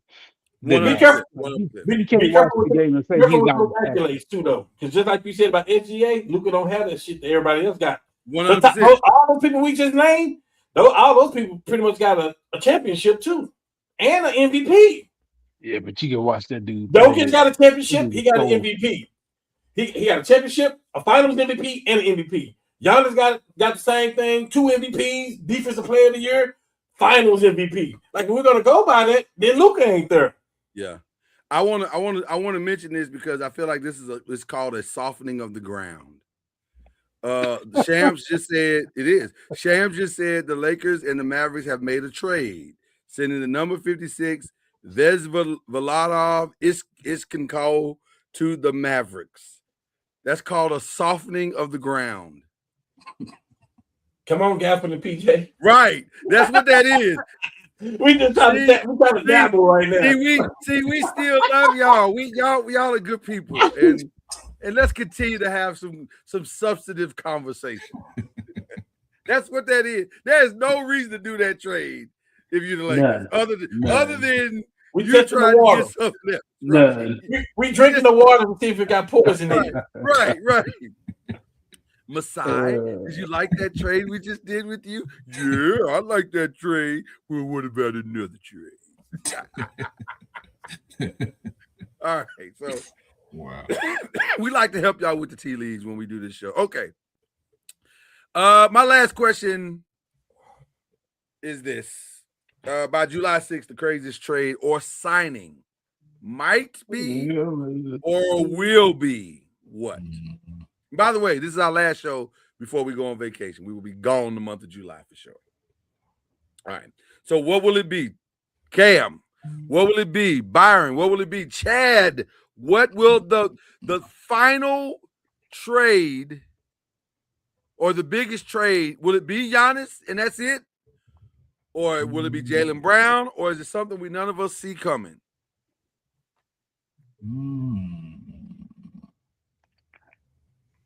Nothing's gonna. I think it'll be Jaylen Brown, but I just don't know what it is. Because he's got I just don't see how you salvage that situation. I don't see how. You can't. That's over. It ain't even it's a matter of where he's going at this point. There's no salvaging that. It's a wrap. So would. Yeah, definitely Jaylen Brown. Sure. When you got reporters saying that they have a sense of purpose, what does that even mean? That's just a nice way of saying people have pissed each other off and there's no coming back from what has happened. We got to get him the hell out of here. Right, we got to get him the hell out of here. That's what that is. Sense of purpose. I've never heard that in the history of any report I've ever heard. Woj bombs didn't ever say there was a sense of purpose. What the Sam Hill is that? So yeah, I don't know. That Jaylen Brown thing, there's 3 moves that are interesting to me. 3 offseason moves that are interesting to me. Jaylen Brown. Kawhi is interesting to me. I'm actually interested that Houston said everybody's on the table except for Amen Thompson. That's wild to me. Because isn't KD still on that team? Everybody's available. Everybody. Is KD potentially on the move for the right price? I don't think they enjoyed that experiment last year. No. I think after a while, it was like, wait, KD, what you doing? And then it got worse once his his burner account got leaked and all of that. Yeah, man. I think Get off my Dickerson might have done everything in. Yeah, by the end, it was like, KD, what you doing tomorrow? You busy? Are you going somewhere? Because you need to. They were tired, brother. And then the other one that I want to throw out there that could be interesting. Jaylen Brown, KD, Kawhi. And again, there's a reason why I don't understand why Jokic has not signed his extension. It doesn't make sense to me. Of all the things that are out there, that seems like the easiest deal to get done. Right? What are you waiting for? And that's the question. What are you waiting for? Maybe to see how the roster shapes up before you decide to ask for a trade. How much flexibility do they have? What do you mean? The cap space? That's what I said. How much flexibility do the Denver Nuggets have to manipulate their roster? Because I keep hearing everything I've read says they get ready to get rid of Peyton Watson, which they just got Peyton Watson. Mm-hmm. So that makes no sense. Why are you getting rid of a guy you just brought in the building? I'm just asking questions that need to be asked, ladies and gentlemen. When I don't understand something, I ask. Yeah, because they got to cut people. They got to cut people. That's what I'm saying. Over. So what moves can they make?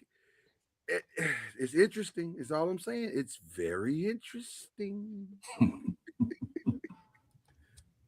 Cam, what are your thoughts? What are you thinking? I don't think it's gonna be nothing else blockbusterish like that. There's nothing gonna be bigger than that Giannis trade, probably for a few years. Even the Jaylen Brown trade ain't gonna be like that because Jaylen Brown ain't Giannis.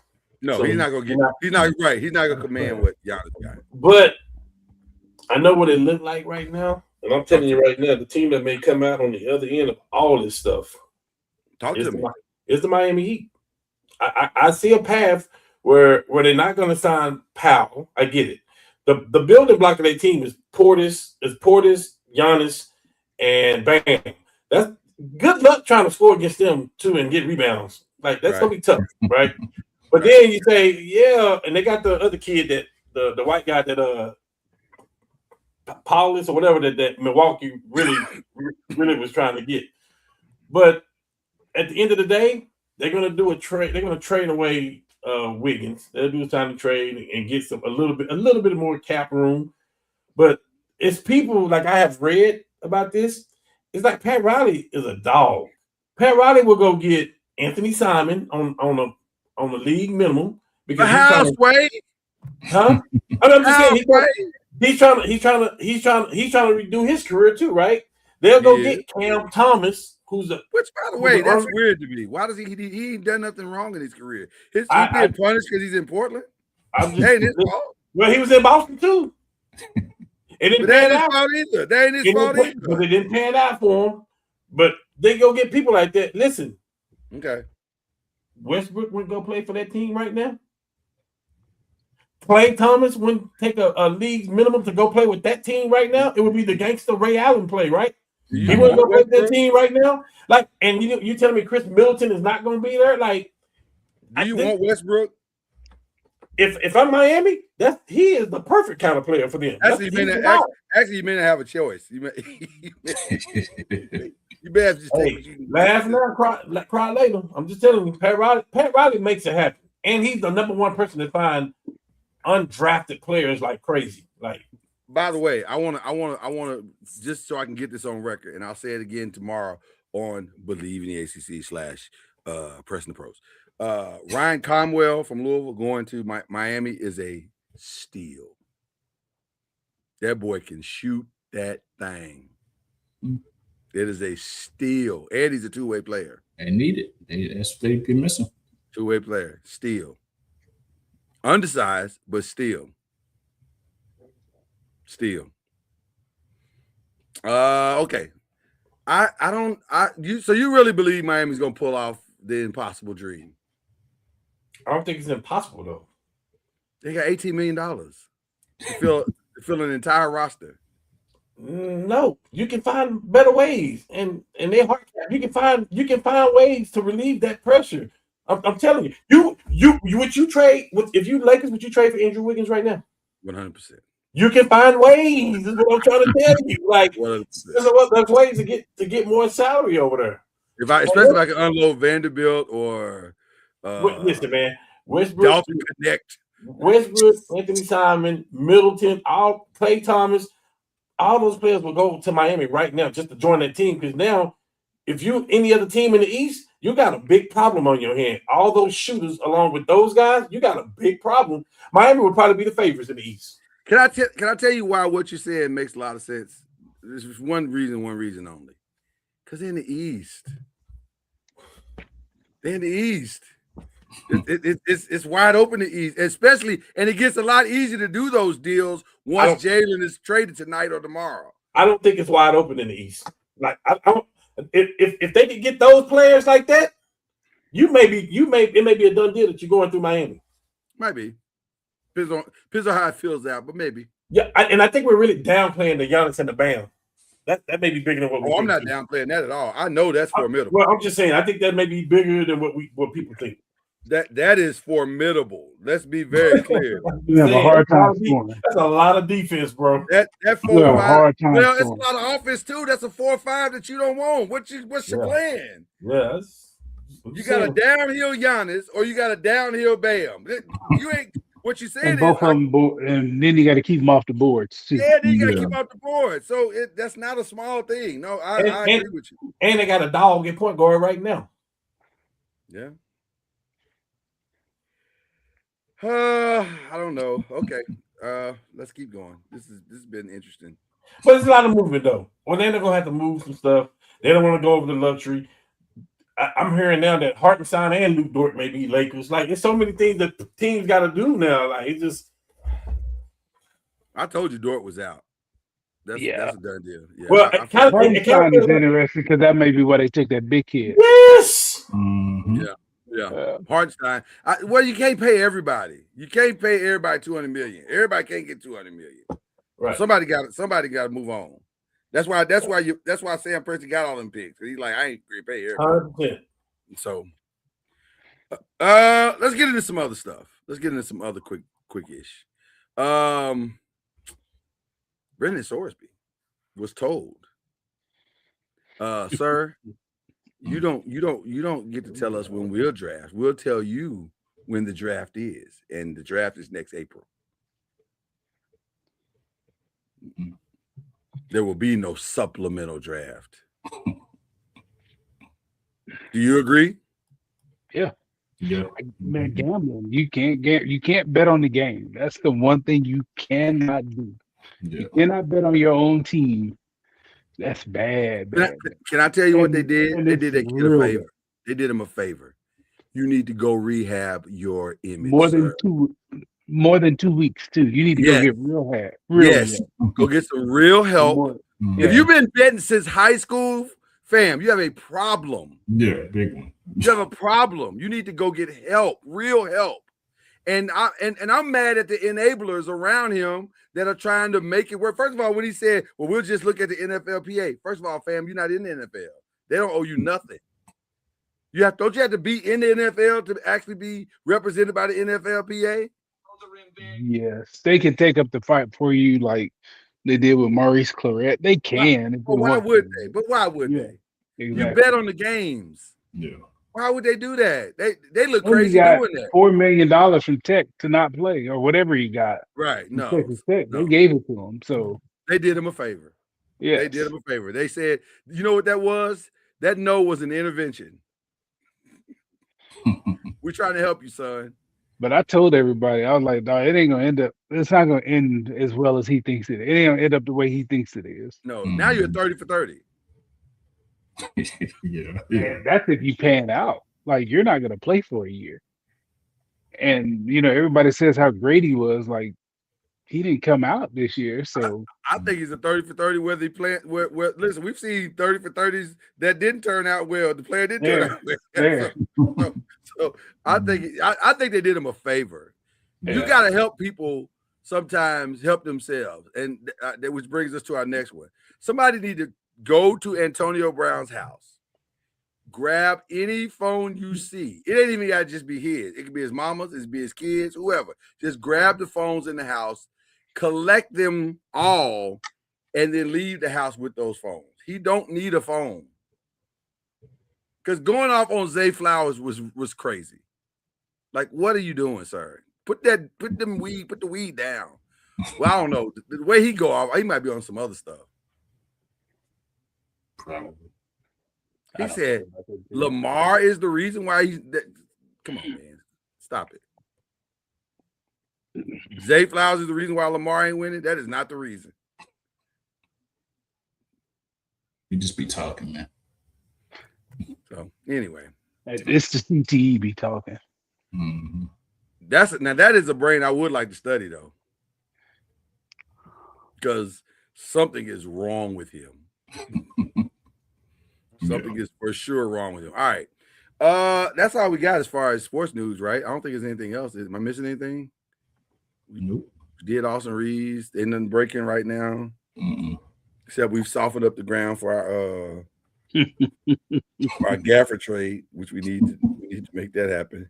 If you had to pick one of them, which one do you want? I got the trade right now for you. Gafford or Lively? Gafford or Lively? Boy, that ain't even comparable. Okay, just check it. What do y'all think about this? You didn't answer the question. Hold on. Cam didn't answer that question. He just said don't compare it.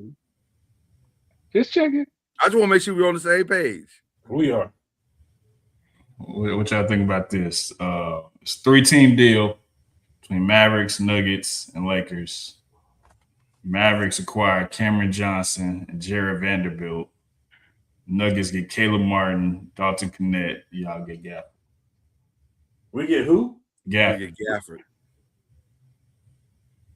And Cam Johnson leaves the Nuggets. Mm-hmm. I'm cool with that. I don't hate that. I don't hate that. I wouldn't mind throwing Peyton Watson in the deal since they don't want to pay him. We can't get that. That changed the whole landscape of the trade. They don't want to pay him. Yeah, but they're gonna what they're doing. They're gonna move pieces. That's the point of moving Cam so they can have the cap room, and that's what they're ultimately going to do. Well, listen, as long as he's on the team, we just saw Minnesota do it. We just saw Minnesota trade so that they can sign the point guard. Like as long as he ain't on the team, that's all I want, really. Yeah. As long as who ain't on the team, Peyton Watson, because I don't think they know what they got in him. That's sneaky though. You don't want the wrong team to get him either. Well, I don't want that, but I don't want him You there want either. somebody to unlock him. Yeah, matter of fact, send him east. Send him east. Go on over there. Go on now. Golly. Go on. That boy can play. He just ain't been on the right team yet. Yeah. When he finally finds the right team, you're gonna see he's a problem. Yeah. Mm-hmm. So you don't believe he can play, Cam? Yes. Okay. He's all right. All right. He's a superstar. He may never be an all-star. That's what I'm saying. I don't think he ever has to be. I think if he could just be Bruce Brown when you need him to be Bruce And that Brown. person for me is all right. Right. No, I got you. I got you saying. Yeah. That person for me is all right. I guess we're done with sports. Marcus Smart ain't got no, you know what I mean? He ain't no all-star. He got decent player of the year. But yeah, that's what I'm talking about though. Like I need more than that to move the needle. Well, I mean, he's not the singular move. Peyton Watson will never be a singular move. You need to do other stuff in addition to, but he's a great piece to have. Okay. Well, what are we watching is one of our favorite segments because we watch a lot of good stuff on this show. Let me just start with this. I can start that. Shit, that's easy. Well, go ahead. I was going to start, but you go ahead and start. I'm watching to see what the Lakers going to do.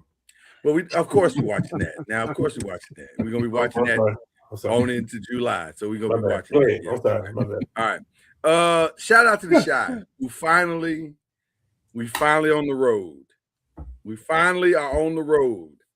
It got good this past weekend. It was good this past weekend. Did you see it, Chad?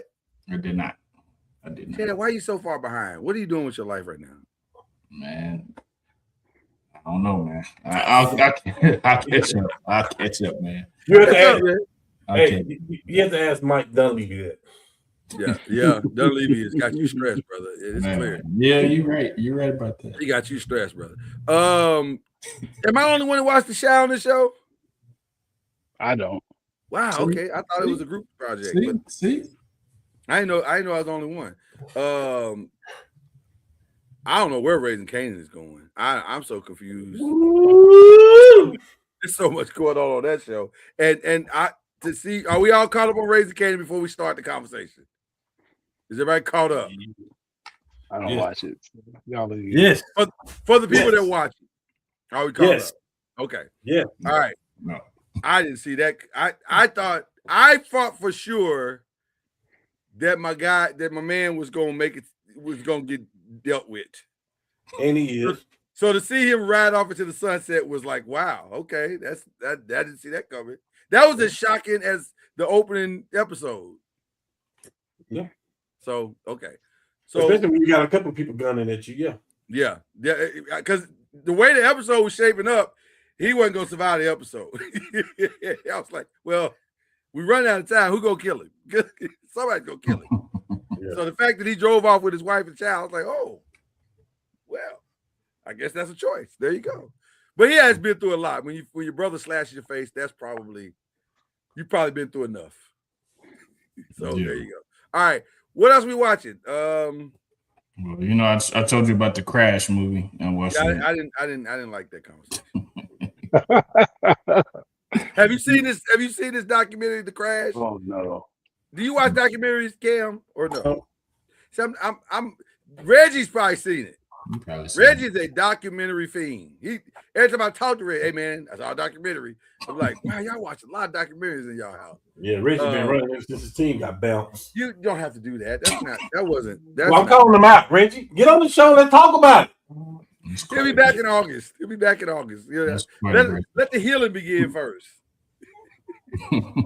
he running, he hiding. Reggie, I'm calling you out. Let the healing begin. Hold on. If the Spurs won, Reggie would be on the show. So I ain't trying to hear it. You made some time, probably. Hey, and let me.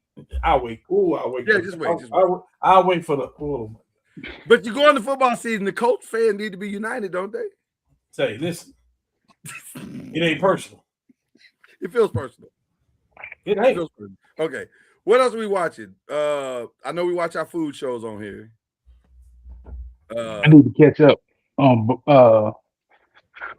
my barbecue show. I need to barbecue brawl. Do that tonight. Yeah. You do need to catch up. It was okay.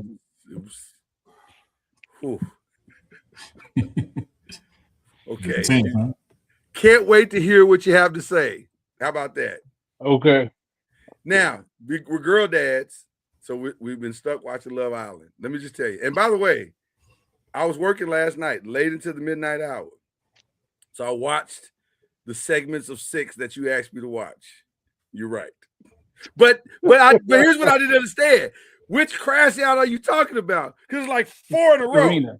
Serena's was bad. Serena's was bad. That was legendary crash out. And justifiably so. I'm not even mad at her. I can't even be mad at her because she's a ride or die. So I ain't mad at her for the crash out. The one that really had me tripping though is because I didn't know Rob was on the show. You know, Rob is on Traders. He won the last season of Traders. So when to see him in his real element, I was like, oh, you've been a villain. Okay, I see what's going on here. You've been a villain. You just do that on Traders. You've been a villain. I got you. Okay. So that was interesting. And his whole crash out, because old girl went off on him. He's like, he's a punk. He's a punk. I was like, hey, ma'am. I can't say it's a family show because it's not a family show. I wouldn't not have your family watching this show. But especially the last episode. This season, they need to get shots. They're gonna need to get shots when this is over. Yes, for real. The exchange of bodily fluids that are going on in this season, folks don't need to get shots. Yesterday, I'm like, this is terrible. Let me ask you a question. In your youth, I need you to go back to 22, 23-year-old you. Mm-hmm. Could you have done a show like a Love Island or a Love is Blind? Could you have done a show like that? No. Where you are dating multiple people, especially Love. Let's take Love is Blind off because that's more civilized. But Love Island is about as ratchet as it gets. That's the height of ratchetness. Could you have done Love Island? Have you seen Love Island, Cam? Have you ever seen it? It is a hot, steaming mess. I got 2 words. It's a real interesting social experiment. It is that it is. That aspect of it is. I got 2 words for you. No comment. Oh, that sounds you would be right up in the mix, Kate. You said 2020, 23. I did. I said 22-year-old Chad. Would he be up in the mix? It sound like 22-year-old Chad would be like, hey. No comment. I can't do it. It's too much. It's too much going on. First of all, I'm too private. I ain't gonna do all that in the public like that with all these people. The foolishness. I can't do the foolishness. Like Like them dudes dirty macking and no, hey, dog, Yeah, why are you yeah, running? Yeah, I yeah, mean, I'm gonna go check one of them, one of them yeah. little dudes. yeah. We're gonna turn And this to then a if whole you, nother different show. yeah, especially them little dudes, because I'm gonna call him little Yeah, man. Now yeah, that we Calm can't down, stand for. That yeah, can't. Yeah, we yeah. can't You gonna break the code for real? little man. Yeah, yeah. And It's then a that's lot gonna be going a on. whole nother issue, that they don't. No, I I ain't, no, I couldn't do all of that though. I ain't trying That's to get all them shots afterwards either, because I'm telling you, these folks gonna need some I'm shots, not gonna like put my mouth on all over. nobody's feet to win nothing. Yeah, If I got to put my mouth on your feet, it's just not gonna happen. Oh yeah. whoa. Yeah, this last episode, they was crazy. They was kissing Right, feet. it was bad. Oh, It was way too much. There was a 3-minute segment where you just was like, this is as bad as TV can get. I'm Correct. not sure regular broadcast TV can get worse than this 3 minutes right here. no. It was just Like bad. Roy Testament, they just said ew, and Right, that summed it up perfect. right. That's exactly what we said. Ew. Ugh, this is just disgusting. I Yeah. had to send my baby out the room. I said, baby, this is too far. This is too far. You don't need to see this part. This is just too much. So yeah, shout out to Love Island. It's ridiculous. Okay. What else we watching? Anything else that's of interest? Cam, what do you the Mrs. watch now that Matlock's going off? From and the Duttons. I've heard From is good. Yeah. Really? I heard From is really good. I just ain't pulled Okay. the trigger on it. Mhm. And you said the Dutton. Now the Dutton is a spinoff from Yellowstone. Yellowstone. Okay. Mhm. All right. What is it about the Duttons? I've seen that too. What is it about that that's got your attention? Oh, it's fire.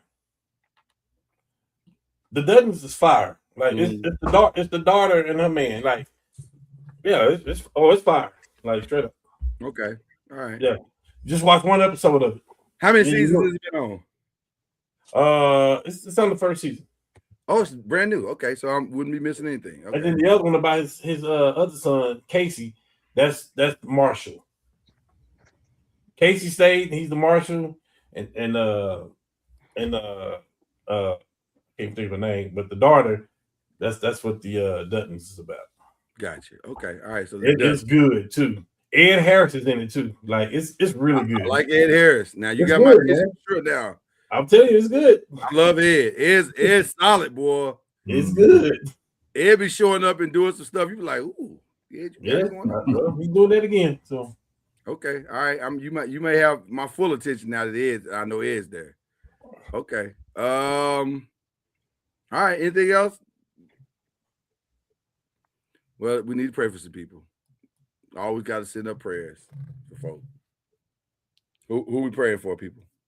Pray for the Leslie family. Bryn, we're moving her back into Alabama Saturday, so Nice. she'll be gone for a few days, but she's 3 or 4 states over now, not 5 hours. So Wow. Yeah. pray for her and us.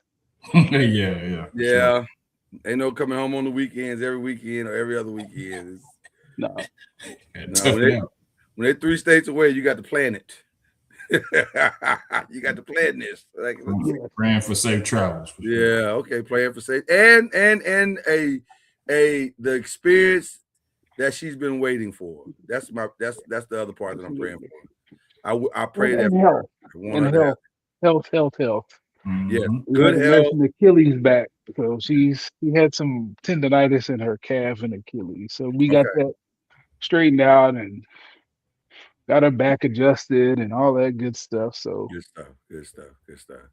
All right. Anything else we praying for? Mhm.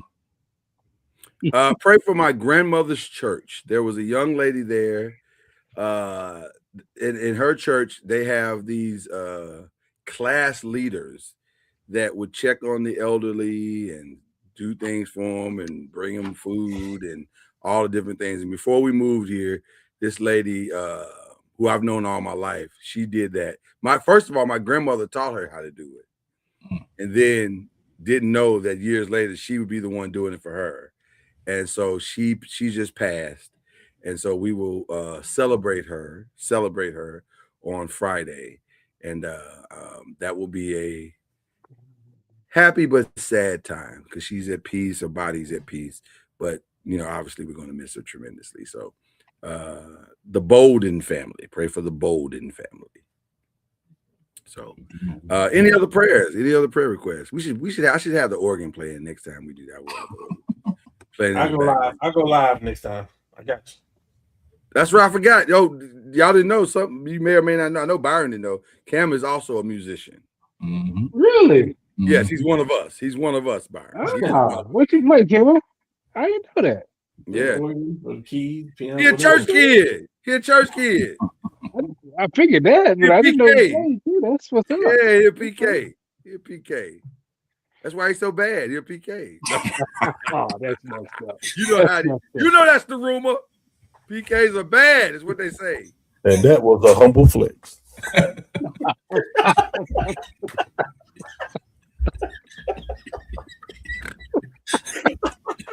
was good. You won with that one. The timing of that was perfect. That was perfect. Well done, sir. Well done. Who are we unshouting out? Oh, I am. I want this one. Oh, hold on. That sounds good. Go ahead. Uh-oh. Listen, I'm that guy. I'm gonna talk about my team. Win, lose, or draw, all that stuff. I'm gonna talk about my team. I'm gonna call you out right now. Oh my! Because you said you coming on the show this summer.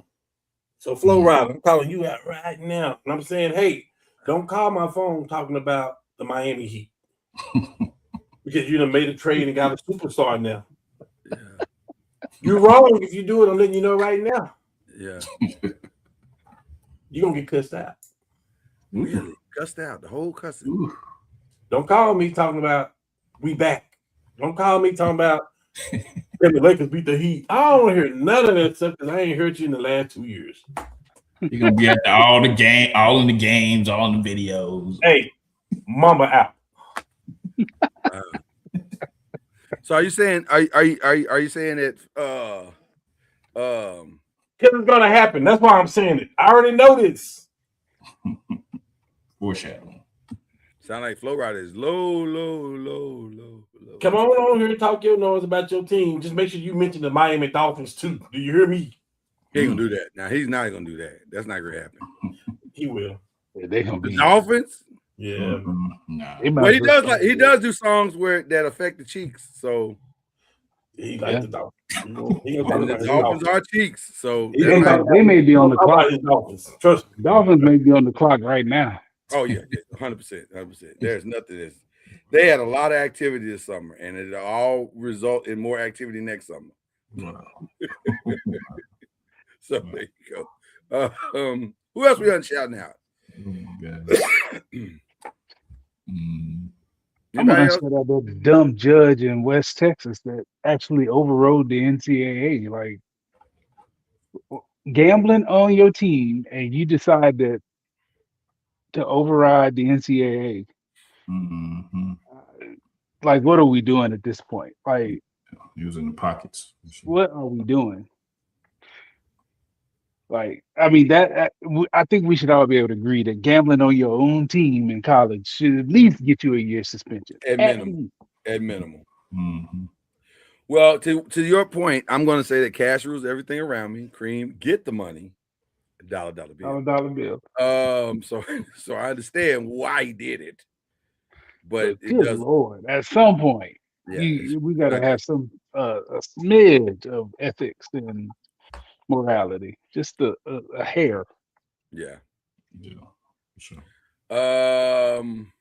Anybody else getting a shout out or unshout out rather? I can't think of anybody else right now. Mm-hmm. Maybe the people that are surrounding Brendan Sorsby, they get a unshout out. Y'all tried it. Y'all saw the gravy train moving. You said, "Ooh, let's hop on." He was like, "Nah." NFL was like, "Nah, we ain't doing that." But y'all tried it though. Mm-hmm. You tried it. Okay. Final thing that we do is shout outs. The 5 shout outs. What are they? Who are we shouting out? Who's getting a shout out tonight? As a university? Byron? Yeah. 90 runs and over the playoffs. Been on an absolute heater the last couple months. So shout out to them dudes. 3 freshman pitchers, first team to do it with 3 freshman pitchers starting. They Jokers won did it. it, man. They won Yeah, it. they did. Wow. 13-2, ironically. Oh, Against that's a UNC. domination. And We that's like to crazy score because the 13-2. softball team is the one that's tough. Yeah, right. Correct. I want to Yeah, give a shout out to. I want to give a shout out to Wyndham Clark. Haters gonna hate. They gonna hate. Man, I ain't never seen nobody get booed at a golf match. That was crazy. That man got booed heavily at a golf match and at a major. And he was like, I don't give a flying flip what y'all talked about. Yeah, 80-foot putt, 50-foot putt. What?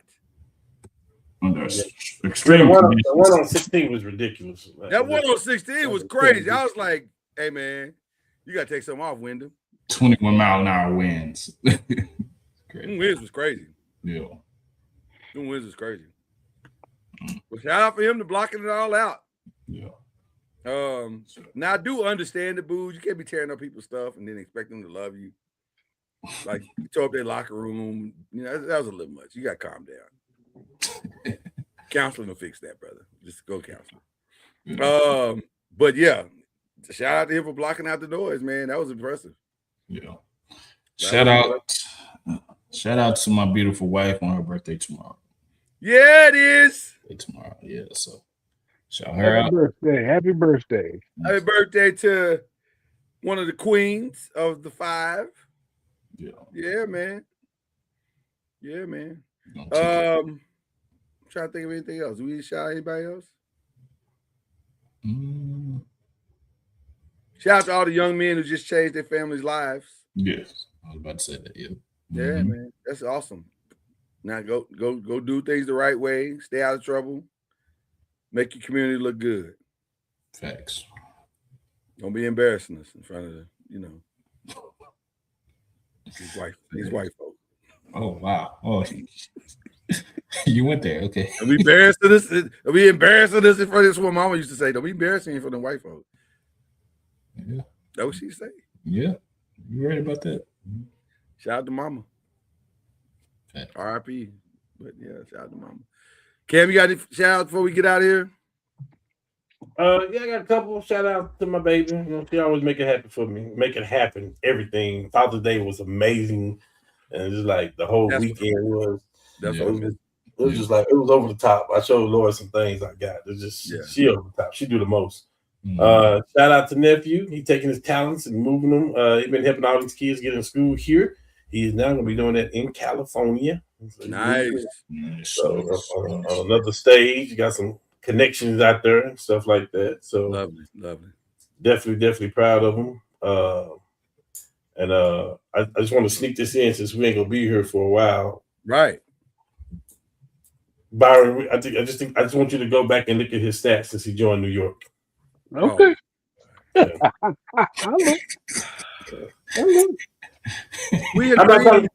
not trying to convince you of nothing. I just want you to go back and look at what he's doing. Yeah. We agree with you. I think everybody agree with you. That's over. I just want, just between me and you, I want you to go back and look at the stats. I got you. Fair enough. Oh, 2 I need to give. The same one you gave, because if you know me, my family got me a brand new walk, and I'm so excited about my walk because I was wanting to walk for a long time, and they got me a beautiful charcoal walk. That thing is amazing, and I cannot wait to stir it up in here. I cannot. How big is it? Is it like 16, 14, 32? Whatever it's like the second. It's not the biggest one. It's not the big gigantic one, but it's like it's about it's nice though. It's so nice.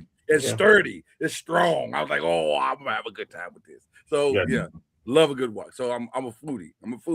So matter of fact, I might use my walk tonight. I might throw something in there real quick and But shout out to my walk. It takes the food to a different level. It does, especially Chinese food, because you can't really cook Chinese food good on the stove. You can get close, but it ain't the same. Yeah. When you get a wok, oh my, it gets good. It gets good. You throw the vegetables in there and all that, turn it up with the boys, it's gonna be good. Okay. So they did me right. You mentioned they did you right for Father's Day. My family did me right for Father's Day. Same as mine. Yes. Yeah. Oh, I'm sure. Listen, I trust all the queens of the 5. They know how to keep a husband. Yeah. All right. I'm just saying. Because if you find the right one, it can Listen, be a beautiful thing. Marriage is a beautiful thing. You find the right one. Yeah. If you don't find the right one, it ain't that nice. You're not going to enjoy it. But if you find the right one, it's a beautiful thing. Okay. So that's my shout. I didn't shout them out last week because I wanted to save it for 30, but now I'm going to shout them out now. Shout out to the Louisville Kings. First year in the league, won the UFL. That's nice. That's actually nice. Now, to be fair, they were set up to win. They were very much set up to win when you look at the draft, but nevertheless, they won. You still got to win it. So that was a beautiful thing. So shout out to the Louisville Kings. I got another shout out too, real quick. I got one. I forgot Fred Hammond. If you haven't seen his Tiny Desk, that's one of my musical heroes growing up, and I thought it was fantastic. And let me get the button ready because I know what Chad gonna say, but I'm gonna say this anyway. Yeah, go ahead. One of the most genuine dudes I've ever met ever in the industry. Like he is exactly what he appears to be, and that's rare in gospel. Especially in gospel music. Everybody says that because you don't know, and I've met a few of them, and I was like, I don't know, but when I met him, I was like, oh man, you are that dude. You down to earth and just. So shout out to that Tiny Desk. He's a very soft guy. Like he got that Carlton Pierce vibe. Yeah, he's exactly what you want him to be. He's exactly what you want him to be. So so I'll flex us both because it sounds like Cam knows him too. So and that was a humble flex. And I ain't gonna lie, I'm not even sure it was humble. I'm not even. You don't have to be. I mean, not even sure it was that humble. Like it might have been, flex, like a full-on flex. If we're being honest, like Charlotte is engaged in LaMelo Ball talks with multiple aggressive teams. Yeah, and Miami and the Spurs are dangling Kawhi Leonard right now. What? Yes, they are talking about Kawhi Leonard right now. Miami is? Miami and the Spurs. Ooh. Wait a minute. Whoa, wait. Hold on. We're trying to end the show. What? That's what I just read. The Spurs gonna bring him home. Hey, just like you just said about the Mavs and the Lakers, this is a different this is different people. Yeah, this is different in San Antonio right now. I tell you what, if Uncle Dennis pull this off, he's the man.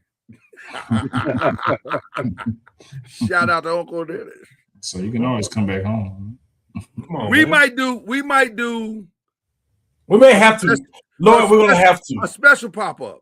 We're gonna have to. If it gets crazy, yes, we'll do a special pop-up. But we ain't promising y'all that. But if it get crazy, I think we should give the people what they want. Well, I'm saying if it get crazy, we for sure gonna give the people what they want because it might you get know crazy. what it is. There's too many big names that are gonna be moved. Well, listen, let's see where this go. This ain't the boring Spurs where you just draft people now. This could be interesting. You see what I'm saying? Marquise now he's talking about we got too much money talking about Miami. See, this is what I'm talking about, man. This is what I'm talking about. You brought it up. You only have yourself to blame for this one. You brought it up. Sorry. You brought it up. Well, to be continued then. You might get one more show for the summer. Just say we on call. That's all. We on call. Listen, there is a must. Let me just say this, Lord. 2 days after free agency, we got to do a show. Great. 2 days after free agency. That might happen. I'm not even saying. Listen, we flexible here. Lakers going to make a move, and you're going to want to talk about it. You're right, because if it's what I hope it is, we definitely gonna talk about it. They're gonna make 2 or 3. Yes. Yeah. At least. To the Spurs. You're not beating that team if he's healthy. If he ain't, like, if he could just be healthy for like 2 weeks. This is scary. If Bron say, "Oh, okay, I'll go play with him for $15 million," you're not gonna beat that team next year. Right. There you go. Marquise said it best. Do some check-in. We're gonna check in. Once or twice. Once or twice, we might check in, Marquise. Because ain't gonna be nothing to talk about other than that. Nothing. Hey, No. Markeith. Well, let me just say this, Markeith. I know you're probably sitting right next to Flo right now, and I'm telling you right now. I'm not trying to have it. I'm not trying to have it. Is he sitting next to him? He probably is. I'm telling you right now. Okay, then let me call out Flo Rida. Flo Rida, for you not to be on the show to talk about your team or the Dolphins, that's low.